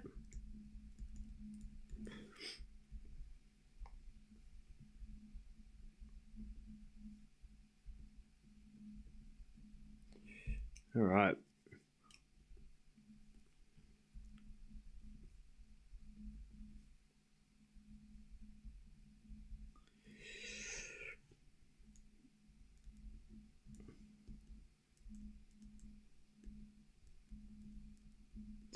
All right.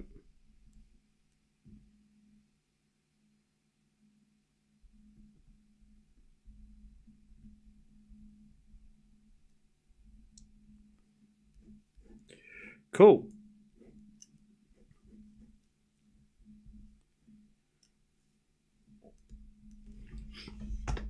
All right. Sabalenka on the board, no bagel required. Musetti is serving to stay in the match. Oh, God. He's going to win that match, though, because that's fate. And it's going to come down to him versus Djokovic, and if he wants to be in the ATP Finals, he's going to have to beat Djokovic. I'll tell you, if he does beat Djokovic and qualifies, that makes the matches in Turin way more interesting. At least from Musetti's point of view. Because I think a lot of us probably think if he does get thrown into the group without, if Djokovic withdraws and he comes in as number 9, we're probably not as it's not as convincing. But if he wins against Djokovic, then he kind of proves that he should be there, right? He kind of no one can say he was lucky to be there. It's no, he earned it by beating Djokovic to win the title to get there. I mean, that's you earned your spot. You deserve to be there. Not that Felix doesn't, but you know what I mean? Like, that's a hell of a, that's a great, that's a massive effort. All right, 15 love. Just like Raducanu. And then he'll make the final because Raducanu did on the women's side. She got in on the last couple of tournaments and now she's in the final. So Musetti has no pressure. No pressure. All right, 15 love as that goes out by Sabalenka and it's 30 love.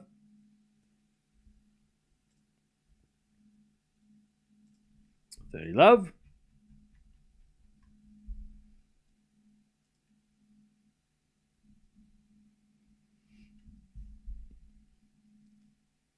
As the return goes in the net by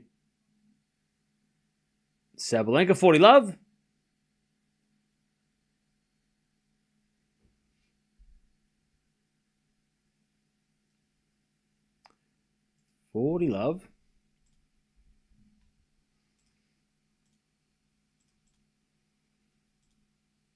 There's a default second serve.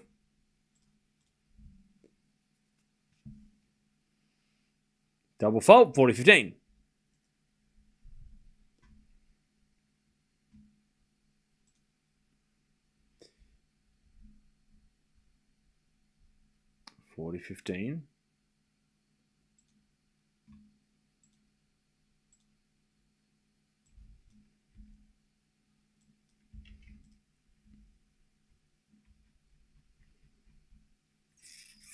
All right, first serve is a fault, second serve.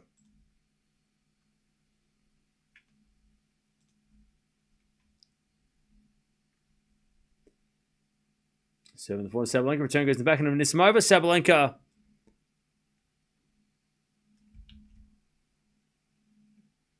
gets it back, but Anisimova crushes it for a winner. And it's now Anisimova 5-1. 5-1.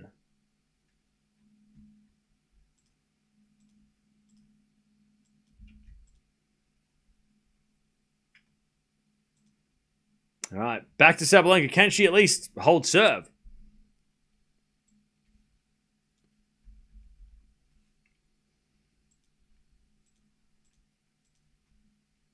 As the return goes into the backhand now, Anisimova down the line. Winner, love 15.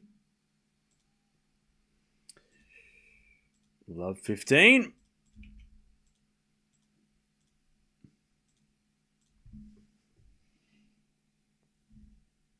Love 15. Musetti, by the way, is... Did he save match points or what the hell's he doing? All right, backhand rally. As Anisimova drop shot, Sabalenka gets it and puts it away. Nice pickup by Sabalenka. 15-all.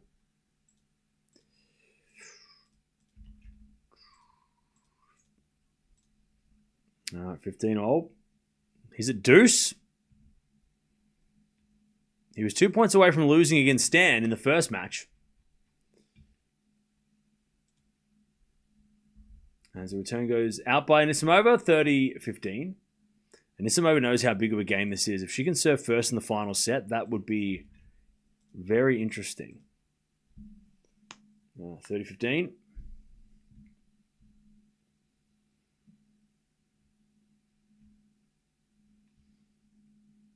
And then an ace by Sabalenka, and Anisimova thought it was a fault. She left it. 40-15. That was a bad decision. 40-15.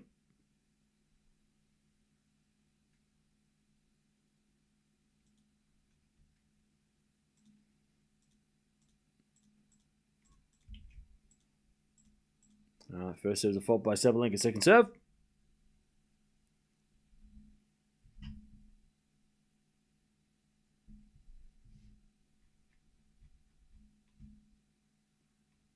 As Anisimova returns to the back of Sabalenka. Sabalenka in the net. 40-30.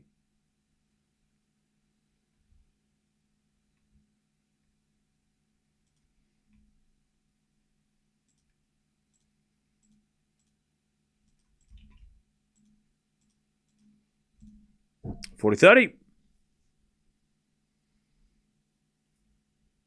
Sabalenka serves again. Here's another fault. Second serve.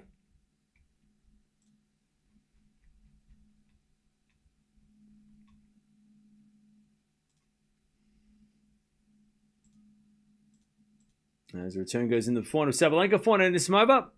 Sabalenka forehand again. The forehand of Anisimova hits it in the net. All right, Sabalenka holds 5-2. Anisimova's going to serve for the second.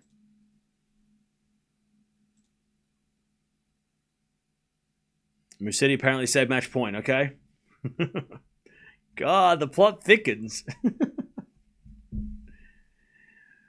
All right.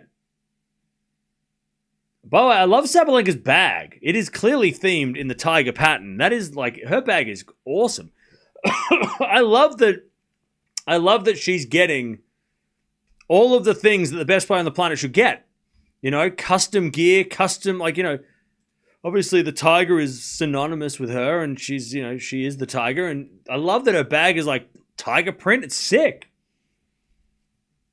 You know? I love that they're all the sponsors are embracing that.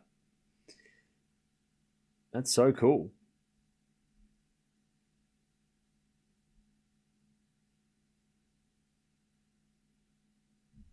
All right, but she's losing, so I mean, let's see if she can come back or if she can finish it in the third. Winner plays Raducanu in the final tomorrow.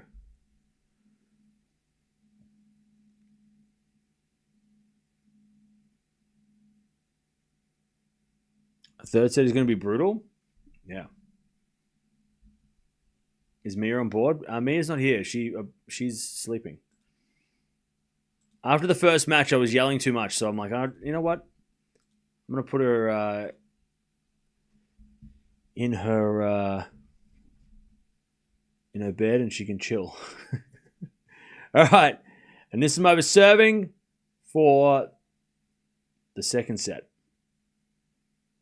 Serving the backhand Sabalenka. Anisimova back into the net. Love 15. Because things are getting a little crazy.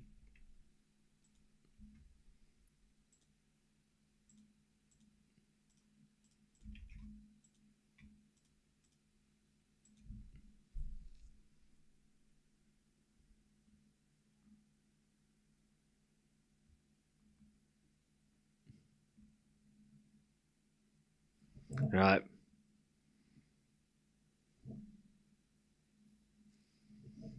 Love 15.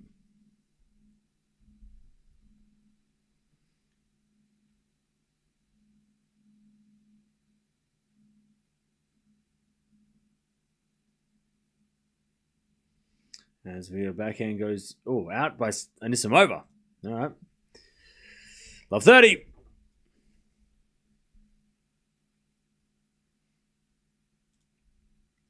Love 30.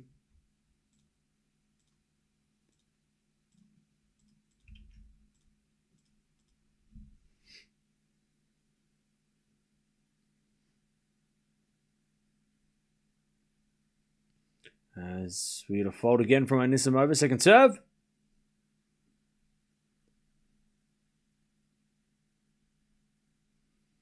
Serving the back of Sabalenka. Anisimova forehand. Here's a winner. All right. 15-30.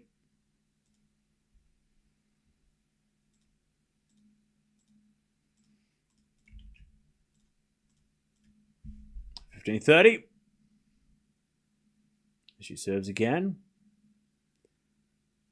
A fault. Second serve.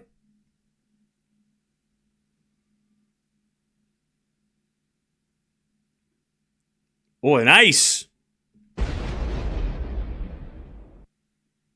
30-all. Jeez. Second serve ace. How big was that ace? 168. The first serve was 173. All right, she serves a fault second serve.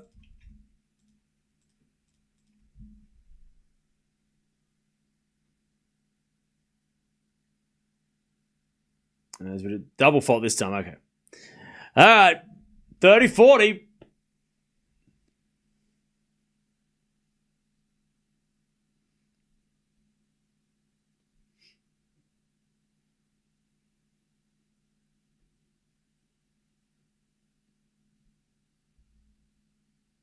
As we're serving another fault.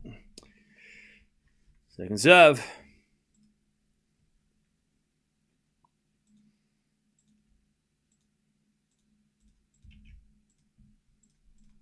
As the return goes in, and then Anisimova over the net. Sabalenka, she gets one of the breaks back. One break back.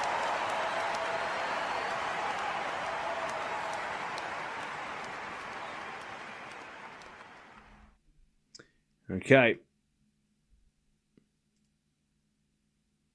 Sabalenka gets one of the breaks back.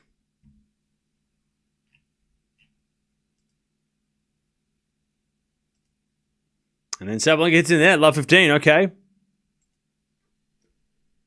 I think she was surprised it was on the line.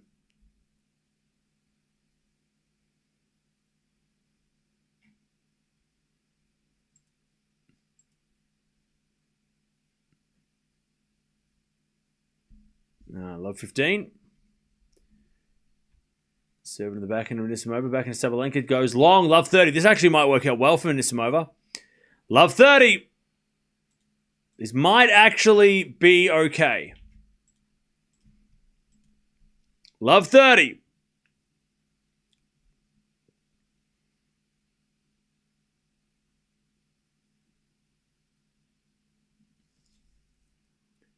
And there's a bit of fault. Second serve.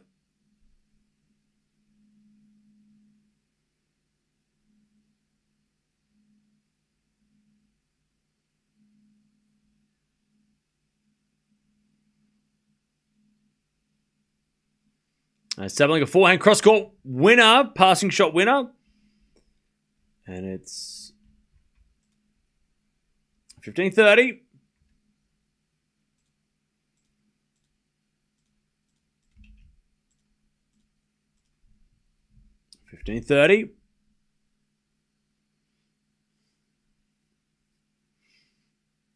Another serve for Sabalenka.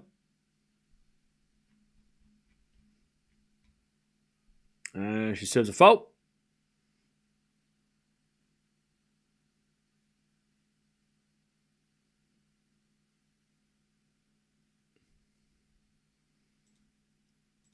Second serve. Into the backhand of Anisimova. Sabalenka backhand goes wide, 15-40.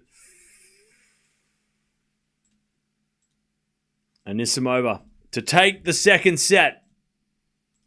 And what was it? 13 matches in a row when it goes the distance?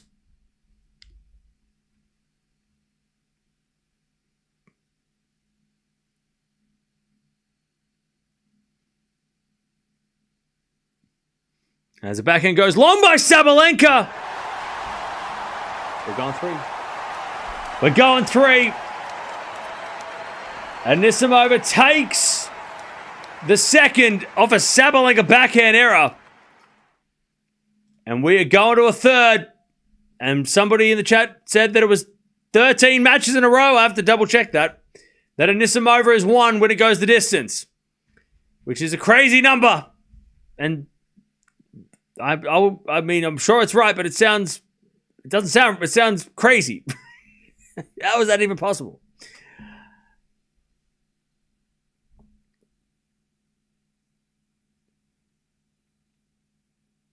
All right, Sabalenka's going to the bathroom.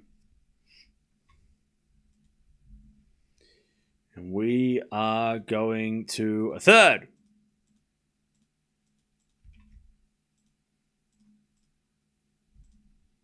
All right.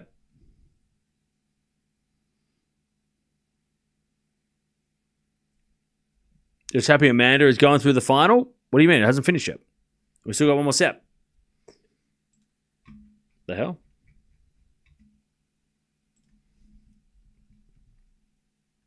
Second set, by the way, 7 winners, 10 errors by Sabalenka, but it was Anisimova, 10 winners and 12 errors. Way cleaner in that set from Anisimova. She was giving away so many errors in that first set. But second set, very clean.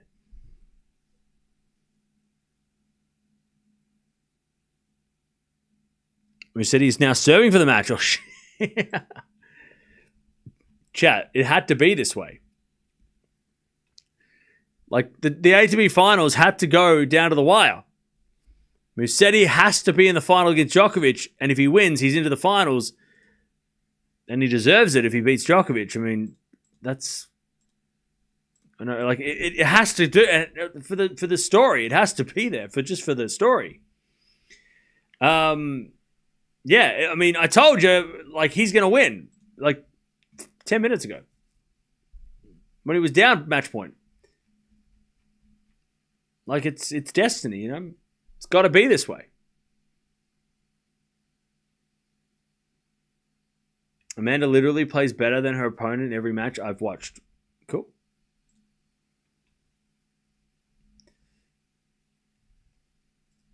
All right. Sabalenka's gone to the bathroom, and Anisimova is going to serve first in this final set, though. So let's see how things go. Let's see if Anisimova can hold her nerve. That's the question. The big question.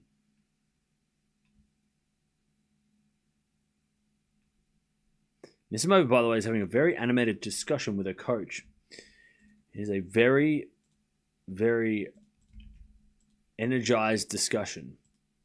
Coach has given a lot of directions.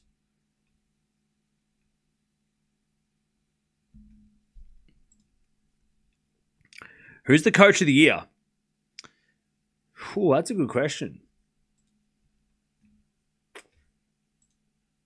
That's a good question. Who is coach of the year? Is it Anisimova's coach? Because she made 2 slam finals and has improved so much? Is it Sabalenka's coach because she's been so consistent?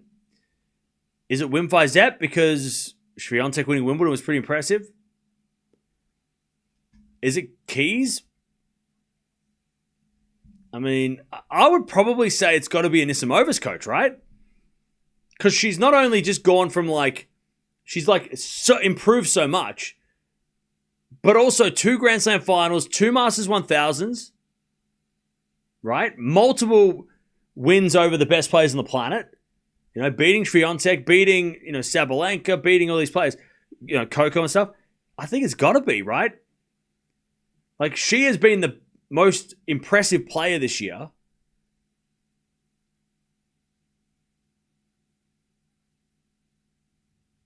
So I'd probably be saying, especially, I mean, if she wins this match, that adds to it, but I don't know. It kind of feels like Anisimova's coach should get that award because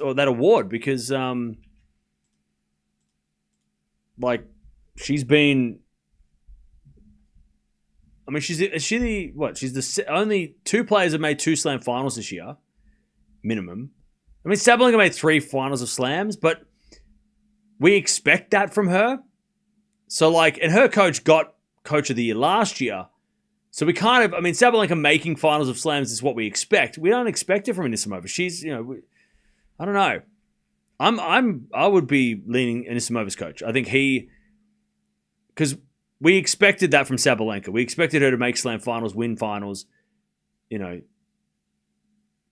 Still impressive, but I think it's more impressive, where Anisimova's come from. 12 months ago, she was, maybe a very outsider to win a slam, maybe. But now she's a super contender.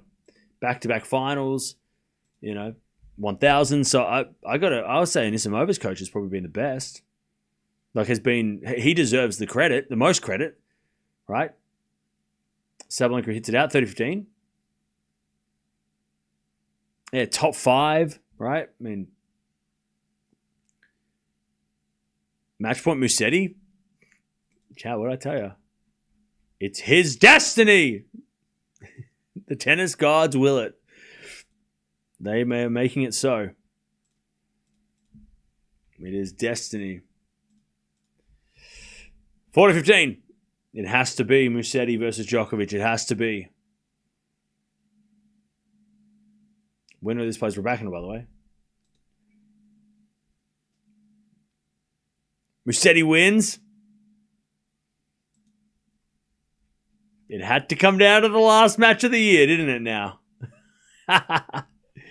The ATP Finals will be decided on the final match of the season. I mean, come on now. This won't happen next year because Paris is the end of the year. Or at least the end of the points-winning year. And it's one love. Come on now. What a great finale. What a great way to end the year. That's insane. If Musetti wins, holy shit. That's impressive.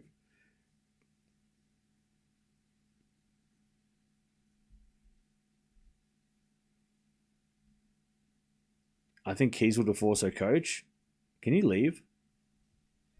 You're bumming everyone out and saying stupid things. Can you leave?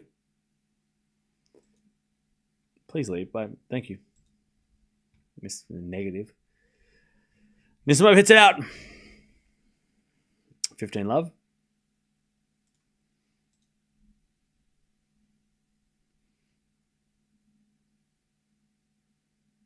You said he ain't winning tomorrow? God, if he wins tomorrow, I'm going to laugh.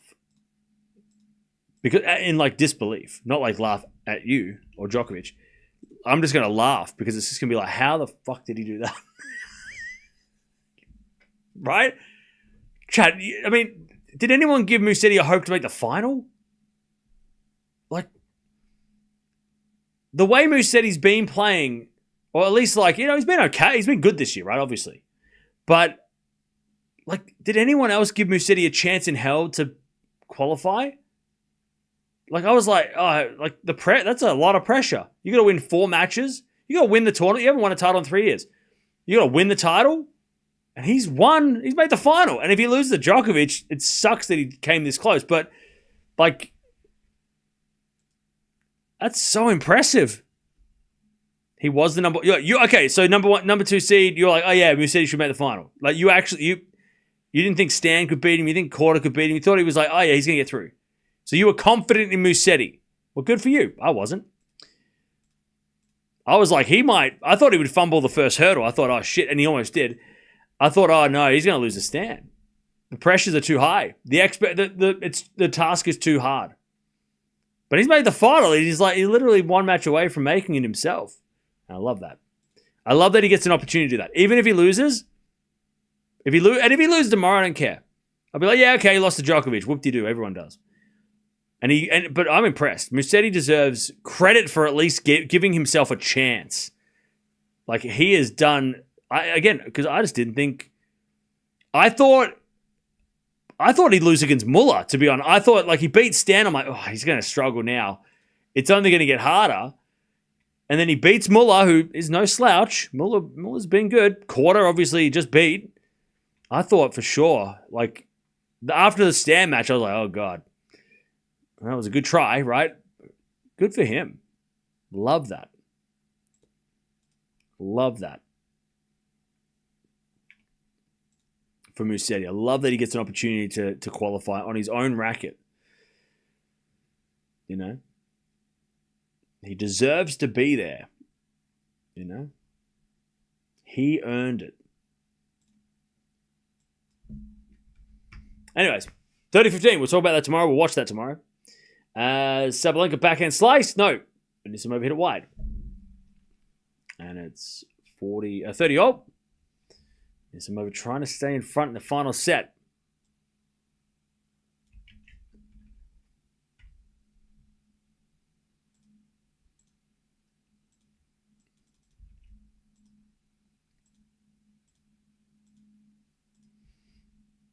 All right.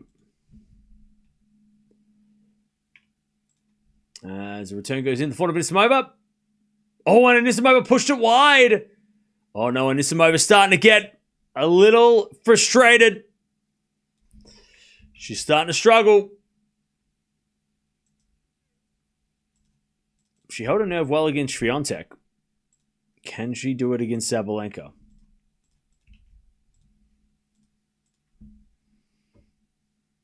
$30-40. Where's the serve? is down the tee. Great serve. All right. Return goes in the net. Anisimova survives. Deuce.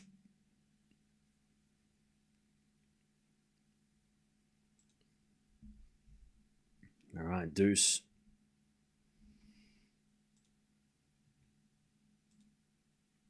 By the way, chat, has anyone else got the thought of, like, if Djokovic wins tomorrow, he doesn't play Turin. If he loses tomorrow, he doesn't play Turin.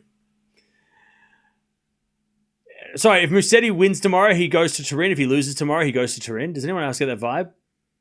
Like, if Djokovic wins Greece, he's not going to Turin. If he loses Greece, he might go to Turin. So then Musetti will also go to... You know what I mean? Like, it's a win-win for Musetti. Does anyone else feel like it might be a win-win? You lose, you still go anyway because Djokovic goes, yeah, I've had enough of the season. I finished with a win. And if Musetti wins, he gets there in his own racket. I don't know. It feels like it could be a win-win. Like, Musetti might be playing Turin no matter what happens tomorrow. And Anisimova hits it out. Back to deuce. I don't know. He will win and go?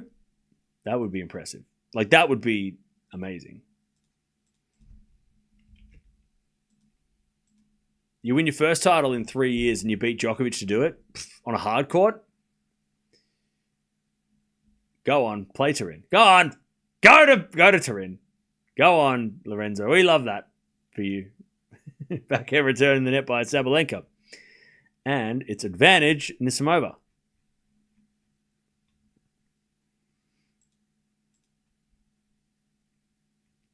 Advantage Anisimova.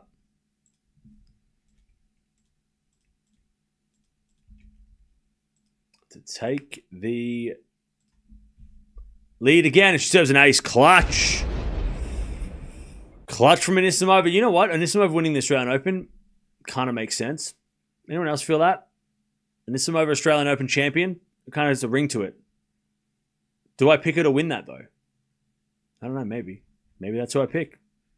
Anisimova Australian Open champion would be a good start to the year. That'd be 5 different champions in a row.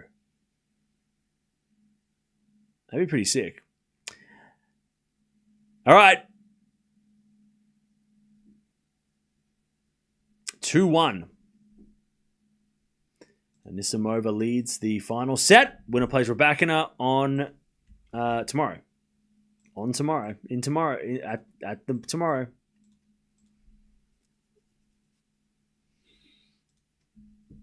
We appreciate Anisimova's win over Sabalenka. She hasn't won yet. 3 slam finals in a row would not surprise me from Anisimova. Okay. Anisimova could win the AO easily. I feel like she's got a massive chance to do it. Like, it feels like it would just suit her game. Like, I mean, she made the final of, the last 2 slams, which have also suited her game, but it feels like Australia, the quick court. She's made a semi of the French, though. I mean, she's an all-court player. She's, again, baby Sabalenka, really. She can do what Sabalenka's been up to, making finals of all these slams and going the distance. And, like, she has got a game that doesn't have a surface restriction. It's not like on clay she can't play. She can definitely play on clay. That's where she almost made the French Open final in 2019. She had Barty in trouble until Barty, clutched it. And the rest is history. She could have definitely won that tournament. She beats Barty. She plays Vondrousova in the final. Who knows? And that's coming from a Barty fan, I was nervous. We didn't watch it on the stream because back then I wasn't watching WTA because I just didn't know what was going on. But I remember watching that and seeing Barty down. I think she was down a set and a break, I want to say, against Anisimova. Or maybe she was a set and then tiebreak or something. Or like there was she was in trouble, Barty, against Anisimova, and Anisimova just couldn't do it. But she had Barty in big trouble at the French.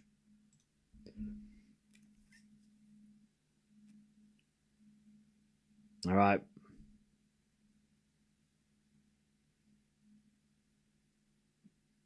Dirty love. That's a bit of fault. Second serve.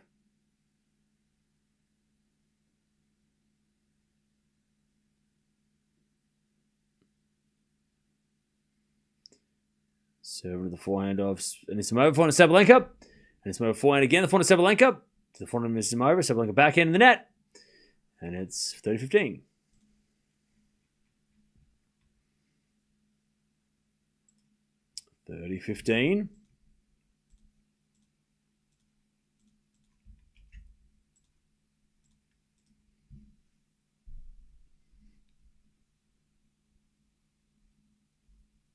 Sabalenka serves again. A fault. Second serve.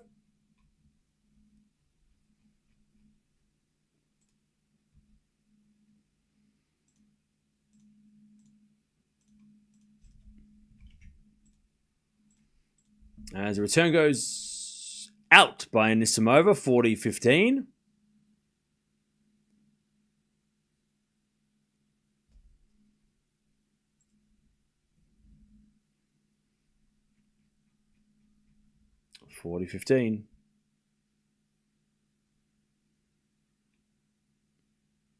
And then an ace. All right. Sabalenka levels 2-2. In the final set.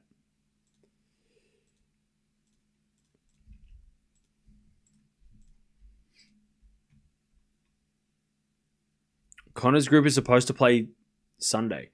So, yeah. So, if Musetti does win tomorrow, then either Musetti or Djokovic have to play on Sunday. So, one of them is getting a shit schedule. Because they're both in opposite groups, so they both have to play. One of them has to play. Yeah.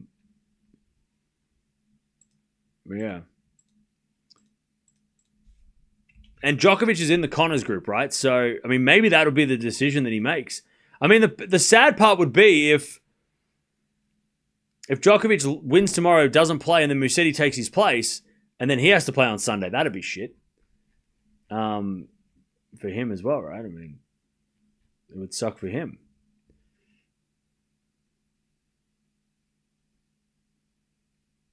All right, love 15.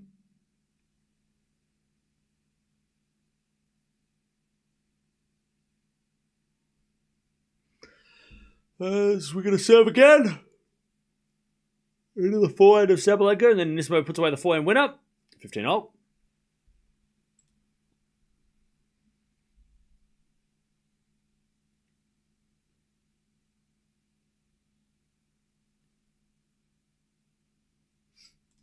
15-0.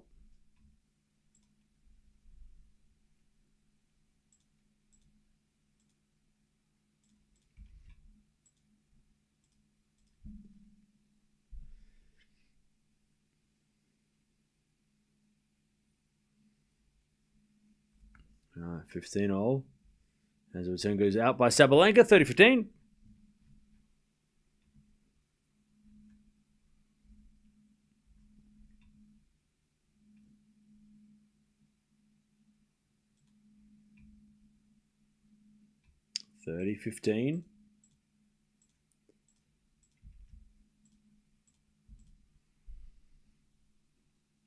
As the backhand return goes into the backhand of Anisimova, and she smacks it down the line for a winner. All right, 40-15. Chad Anisimova, best backhand on the WTA. It's got to be up there, right? Best backhand in the WTA.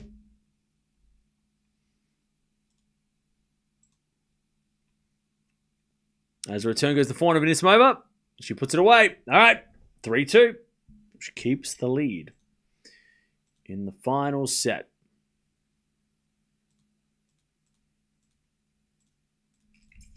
All right. Absolutely. Backhand is lethal, 100%.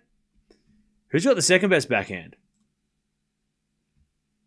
Raducanu, Sabalenka, Swiatek, Gauff? I don't know.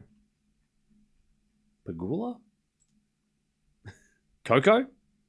Coco's got the best backhand.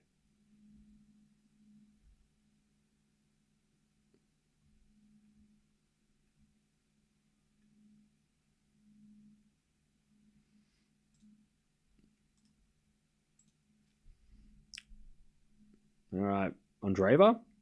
Zhang?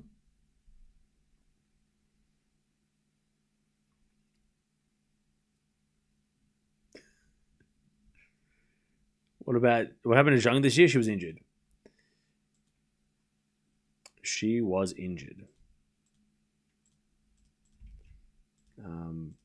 She had like an arm injury for most of the year.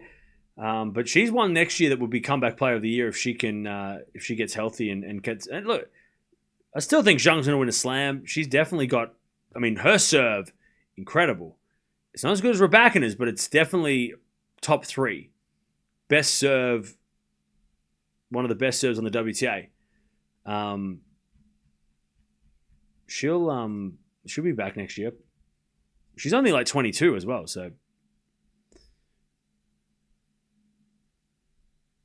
Who is the best forehand in the ATP? Alcaraz. Easy. When it's on, I mean, which is most of the time, it's got to be Alcaraz.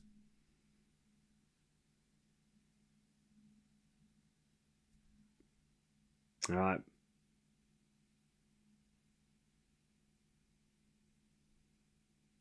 Ooh, 15 love.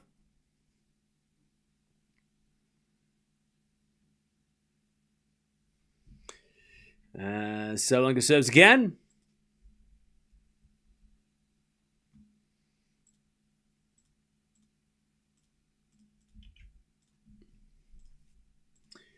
There's been a fault from Sabalenka. Second serve.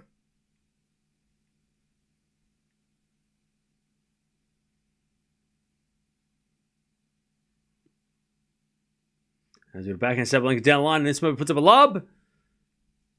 Sabalenka with a drive volley winner. And it's 30 love. By the way, don't forget to subscribe if you haven't already. We've still got one more week on the ATP. This is the second last day of WTA. Unfortunately, the WTA ends tomorrow. But it's been a hell of a finale. As we're find now from Sabalenka as a drop shot in the net. 30-15. But it's been a great season on the WTA. It's been so... I wouldn't say it's been so unpredictable, but it's been so... what's the word? It's been so... There's been so much variety in champions. Right? I mean, there's been the most anyone's won is 2 1,000, so it's been spread out, but it hasn't been spread out a lot amongst like anybody. It's been spread out amongst the top 10. You know, Andreeva, Sabalenka, Anisimova, Gauff, Palini, right? And then the slams have been spread out along the top 10 as well. 4 different champions. It's been awesome. I think that's been so good. It's been such a close year. And there's just been a good group of players. And we've had our share of upsets, right? Wimbledon was crazy that first week of Wimbledon. Was like everyone lost. But then Anisimova, rose, and so did Swiatek, right? So it kind of paved the way for some players to get a chance. French Open was stacked. I think there was only one player. Boiseau was the only player who was unseeded in the quarters, but I think it was like 7 top 10 players in the quarters, which is crazy. So it's been awesome.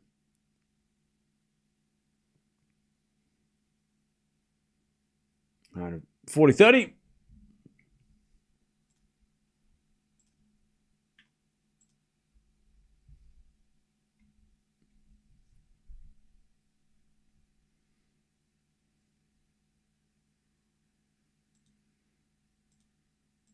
And Sabalenka hits it in the net. Oof. Deuce. Bad miss by Sabalenka.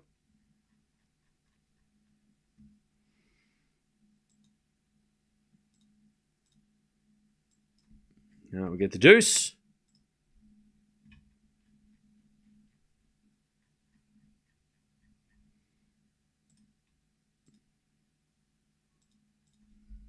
And then Sabalenka with an ace. And a scream. All right, advantage Sabalenka.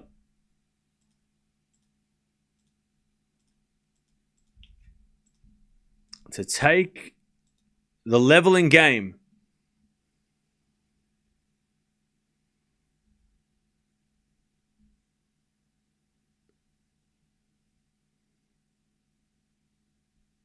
Serve again down the tee. 2 aces. That's why she's won. That's why she's number 1. Back-to-back aces. Clutches it and levels.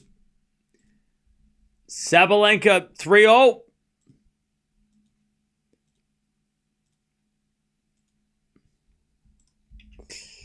Okay. 3-3.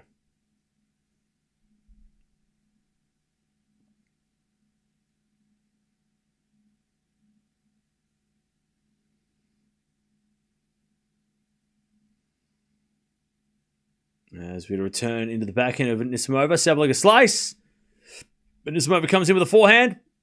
Sabalenka puts up a lob. Goes in. Anisimova backhand again. The forehand of Sabalenka. Anisimova forehand again. The forehand of Sabalenka into the forehand of Anisimova. Sabalenka forehand again to the forehand of Anisimova. Down the line to the backhand of Sabalenka. Anisimova backhand on the stretch. Sabalenka slice. As Anisimova forehand is a winner. It was a little bit of an off-pace shot as well, but it hit the corner. All right. 15 love. This crowd are loving this. They've been... Today, you got your money's worth. These 2 semi-finals have been awesome. The first one was great, 3-setter. This one, just as good. This one's probably better quality. Thanks, Kim. You're making tennis great again for real. Cool. Try and do my best. 15-0. Don't worry, we won't make merch hats with like red hats. We won't do it. Everyone does that. It's done to death. 15-0.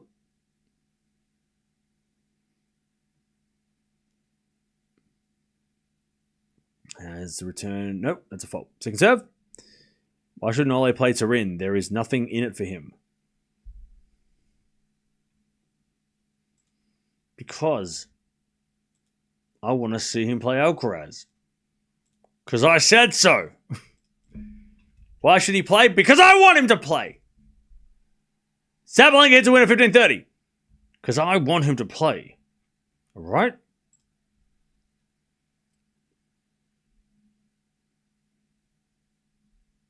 All right.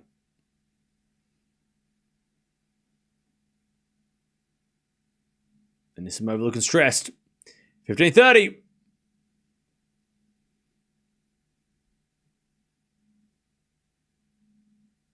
Anisimova serves again. Into the backhand of Sabalenka. Anisimova backhand. Into the forehand of Sabalenka on the stretch. Anisimova hits it long. Shocking error for her at this point in the match. Breakpoint Sabalenka. God, what a miss. She didn't have to hit the best forehand ever. It was right there for her to hit. Bad miss. All right. Sabalenka to break in the final set. And this move serves an ace. That's clutch. 30-40. 183 down the tee. All right. One saved.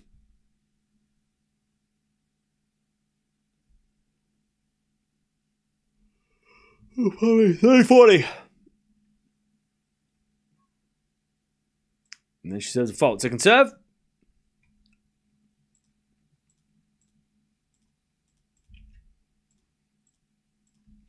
Serving the backhand. Sabalenka, return winner.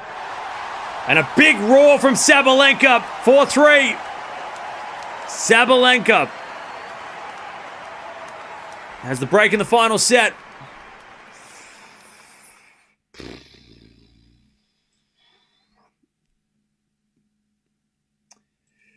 All right.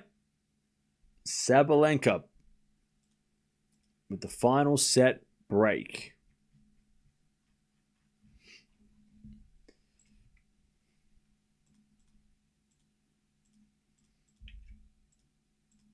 Anisimova got a lot of work to do now.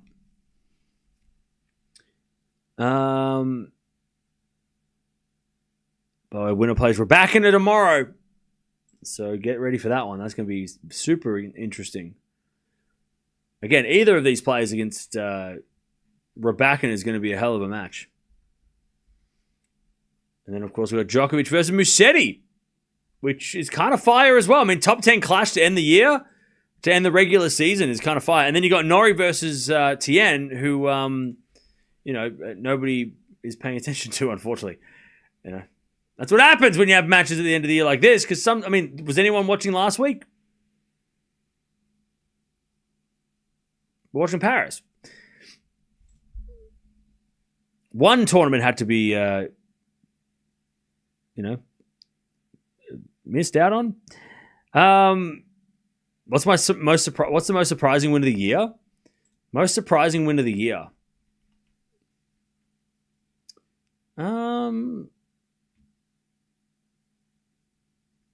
Maybe recency bias would say Vachereau taking out Djokovic. I think that was probably the most surprise. I don't know if that's upset of the year, but I was pretty surprised at that because I know Vachereau went on to win the tournament, so it looks, like, well, yeah, he won the tournament. Of course he beat Djokovic, but I don't know. I just thought that that was when the run would end. We've seen so many players like that get so far and then the big gun comes in and goes, all right, good, that was great, but it's my tournament. So that was probably I remember when I think of surprising, I think of a match where I was so certain the result was going to go one way and then it just completely went the other way. That one I remember. I was the whole first 30 minutes. I was like, Djokovic's going to win. Don't worry about it. Djokovic's got this. Good. It was good for Vachereau, but Djokovic's going to win this. I was so certain, and he lost. So probably that. I mean, that's probably the one for me. Carlos Norrie. I mean, Norrie has beaten Carlos, so that was a little less surprising. And at least less surprising, and Alcaraz played shocking. But I don't know. Again, I think the Vachereau match with Djokovic, yes, he had beaten Bruna. Yes, he had beaten other guys. But, I mean, it's Novak. Djokovic doesn't, usually doesn't lose to those guys. He's the one who stops the run. Look, Karatsev, right, back in the Australian Open. Tommy Paul at the Australian Open in years before. Shelton, US Open, right? Those guys, they get so far, they have this great run, and then Djokovic says, that was nice. Good for you, but also stop. 30-15, so that was a pretty big shock. That was probably the most surprising, at least recently. There's probably another one that I missed, but Eala beating Swiatek. Yeah, I mean, that's probably upset of the year on the women's side, but yeah, that's probably up there as well.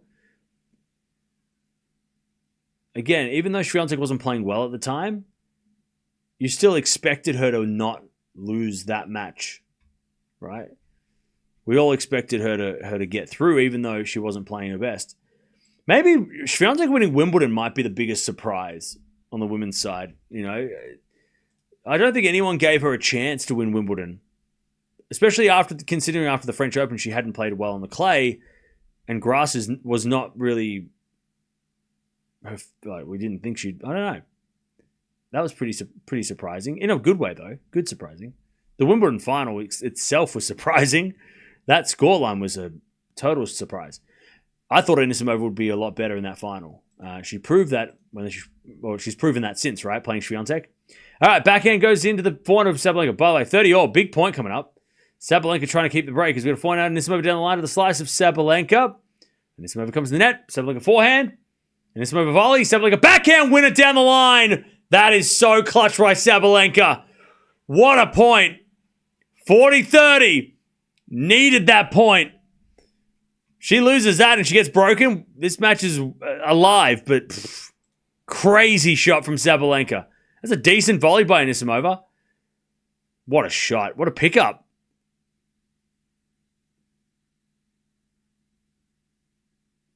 That was crazy. This match is insane. All right, 40-30. Sabalenka to keep the break.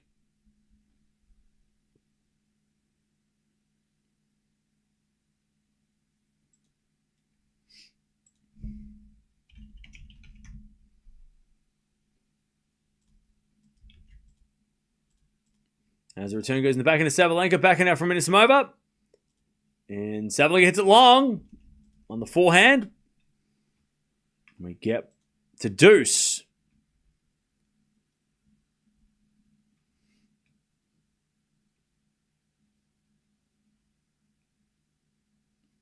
All right, we get the deuce.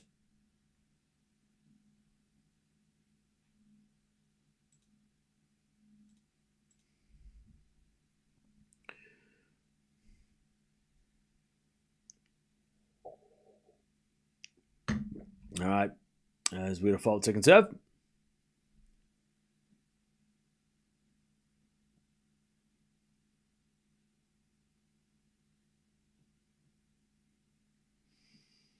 Second serve. Double fault.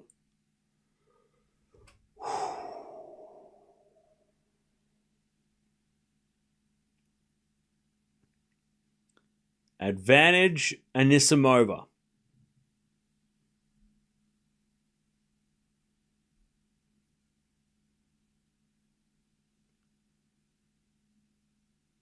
To get back on serve in this final set.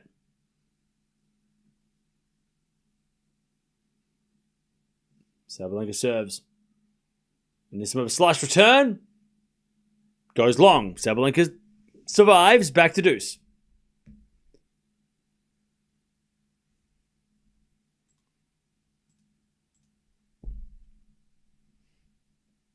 All right, back to deuce.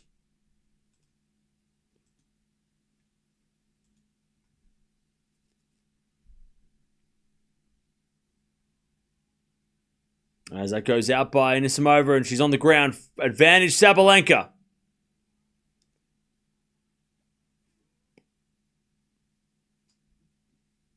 Advantage Sabalenka to take the 5-3 lead.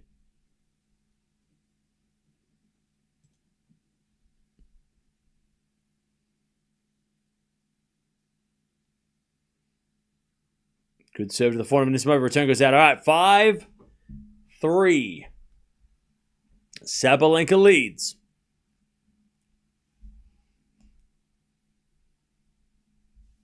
All right, 5-3.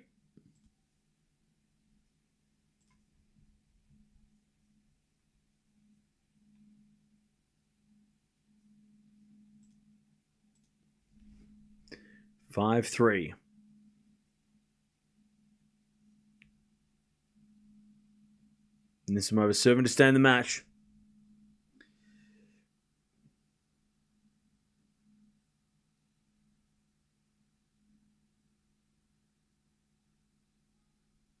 As we had a fault. Second serve.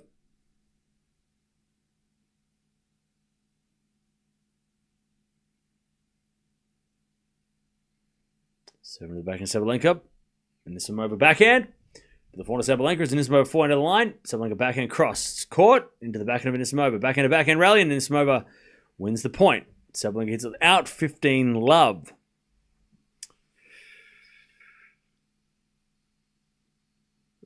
Aryna has nerves of steel. Oh, yeah. Super impressive. 15 love. As the backhand return goes the backhand of Anisimova. Anisimova in the net. 15-0.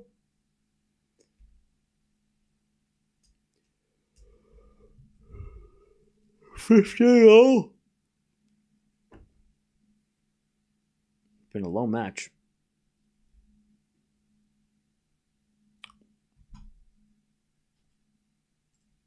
Serve again. Into the front of Sabalenka. Anisimova backhand. The backhand of Sabalenka as Anisimova backhand goes long. 15-30. Sabalenka 2 points away. 15-30. Hey, Robin, thank you for the $1 super sticker. Appreciate it.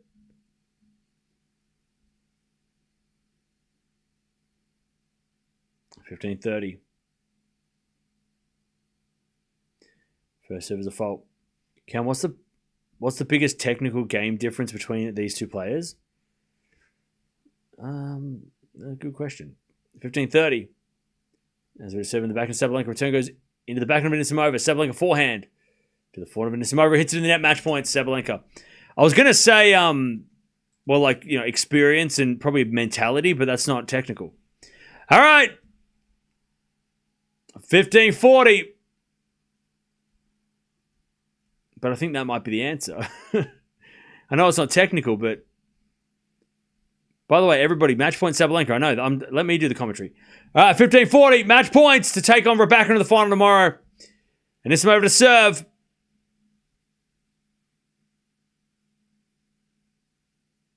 Is a fault.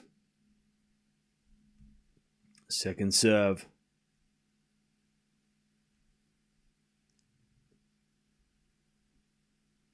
Second serve. Into the forehand of Sabalenka. Great return. And Anisimova forehand goes into the forehand of Sabalenka. Again to the forehand of Anisimova, who hits it wide. Sabalenka will play Raducanu tomorrow in the final. She outlasts Anisimova. What a match.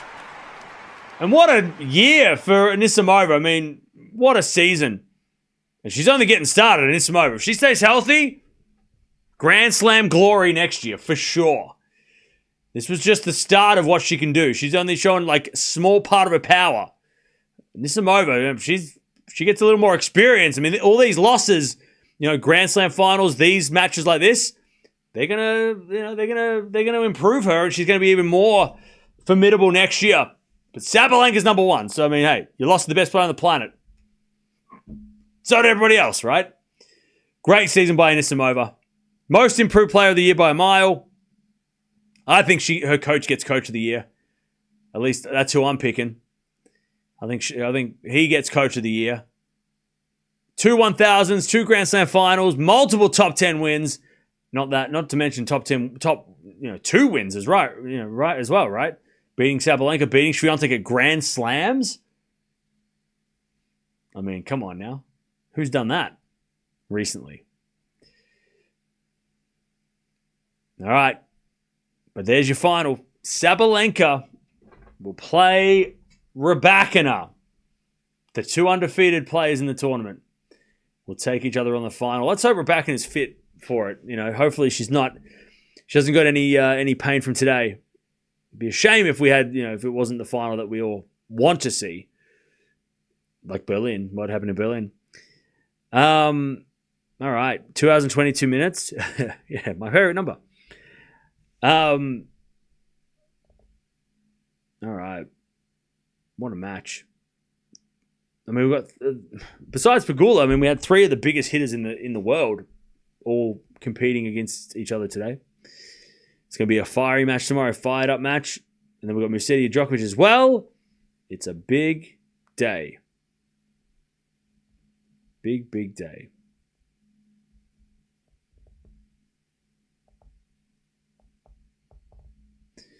All right. You can relax now, Cam? Yeah, I'm going to pass out. It's been a big... How long have we been live? It feels like we've been live for a while. 5 hours? And it's not bad. We started at midnight, 2 a.m., so that's probably why. It's crazy how they're marketing the ATP Finals with 2 missing. Yeah, it's a bit of a tough one, isn't it?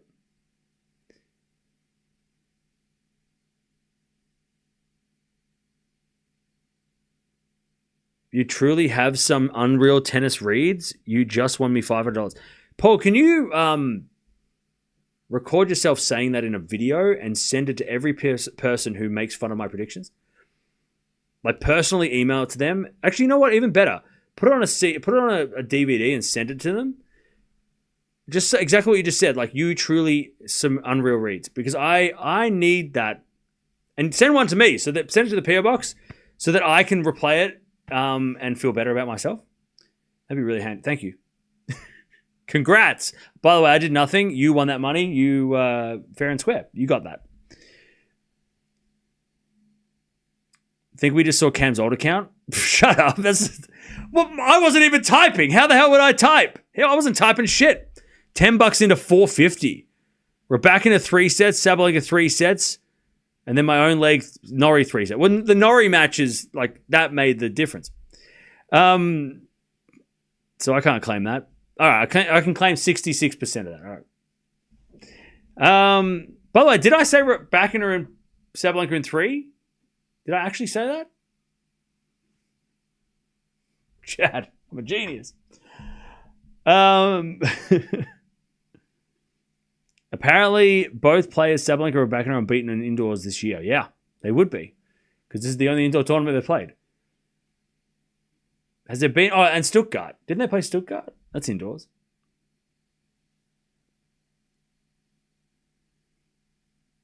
I concur with that. I'm a golf professional. I literally have learned everything that I know about tennis from you. And I'm a big sports gambler, and you have helped me so much. Hey, Tyler, you know what? Can you write that? Can you send me a recording of you saying that, please? I need proof. I need to give these fools proof. All these... Oh, Cam, you said this and it was wrong. I'm sick of this shit. 2026, I'm not taking it anymore.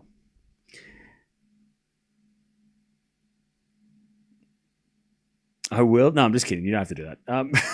That was a joke. Don't send me videos in the PO box, please. Just postcards. I've got a ticket to the final, as well as one for the men's final. Wait, I have a ticket for the final? Wait, you're going to the final? Going to be very difficult for Aryna to win, especially with the shoulder. Yeah, I'm a little worried about the shoulder. So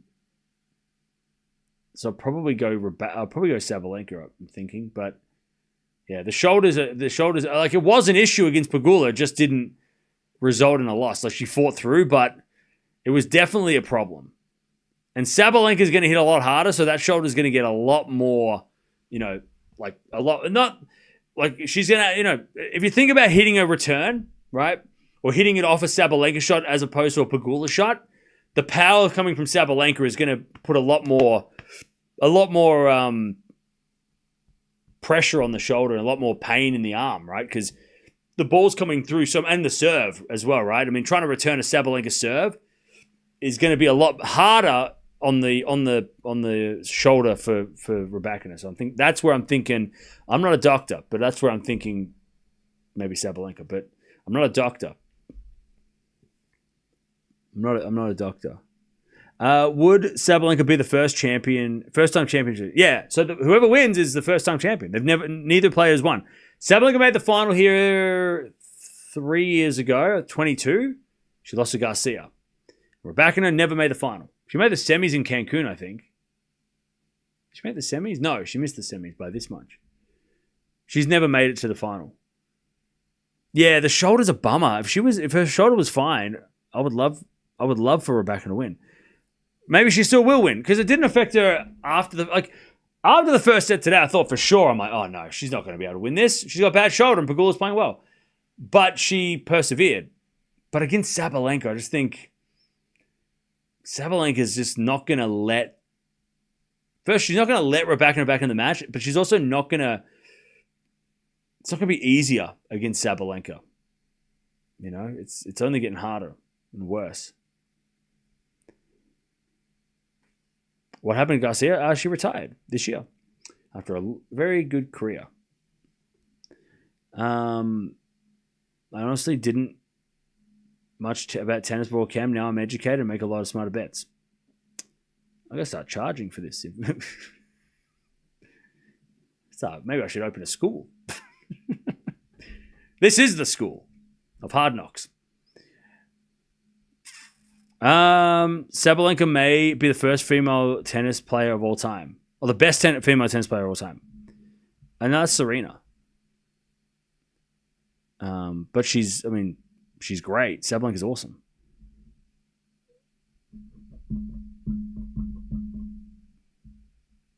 I swear I can hear typing. That must be at your house. How many aces does Sabalenka have this far this year? Not as many as Raducanu. Probably like 300 and something, maybe. Oh no, she has like 200 and something. We saw her. She doesn't have that many, considering. I think she's got like 280. Because remember the other day we were talking about Swiatek and her serving, like Sabalenka's serve didn't have that many more aces. 267. See, I remembered. Yeah. Not including this week.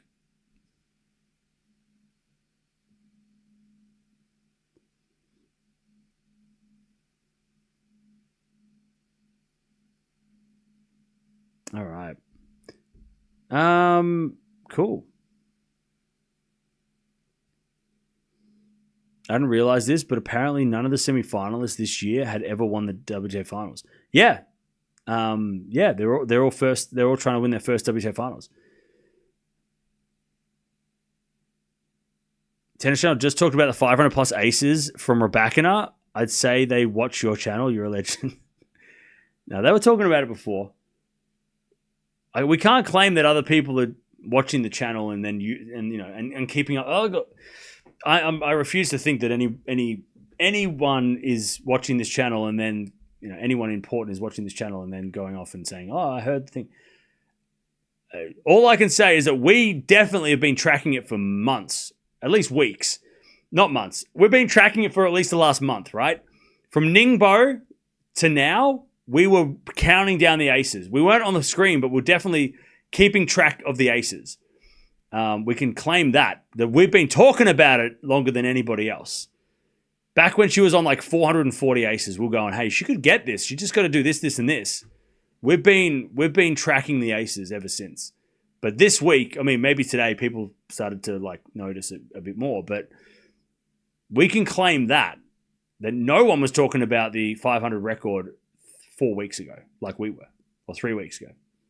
I think when she won Ningbo, that's when it kind of like became apparent. We're like, oh shit, because we were watching Alexandrova, and Alexandrova, we're talking about her serve, and then we saw it would have been during that match because we would have seen Alexandrova's ace count and compared the two and gone, okay, wait, hang on. If Raducanu does this, this, and this and qualifies, she'll get this. So I think it was back then. It must have been back at that match. I'm pretty sure it was. So we've been tracking it since, for at least 3 weeks. We can claim that. Where the hell's WTA? Have they released a statement? Have they started a parade? Hello? Have the WTA mentioned anything about the 500 aces? Have they said a word? Have they put a post? Have they bought a cake? Like what? Hello? Has anybody done anything? Raducanu respect. Where is it? Come on. Where is it? Did anybody ask in the press conference? Like, did somebody tell her? Aryna Sabalenka, did somebody tell you that you just did something incredible? Come on.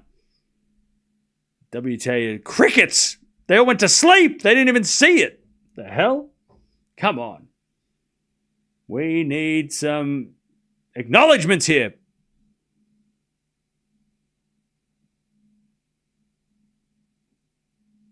All right.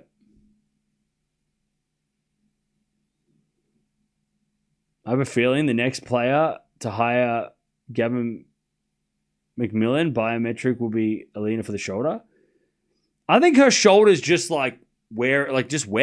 She's played so much tennis this year. Raducanu's played probably more matches this year than she's ever played in a season, which is a good thing. It means that she's been healthy, right? But that's got to be, by this time of the year, if you played 70 or 80 matches, she's played like 75 matches. She's going to be sore. So I don't think she needs it because it's a problem. I think it's just wear. Like she's been playing so much. But the good thing is she hasn't been injured because this time last year she hadn't played for like 3 months. So it's I think it's just wear and tear, I don't think it's anything serious enough to get someone to come in and help her with her serve. Yeah, re-respect. Where is the re-respect? We need the re-respect. Get that trending.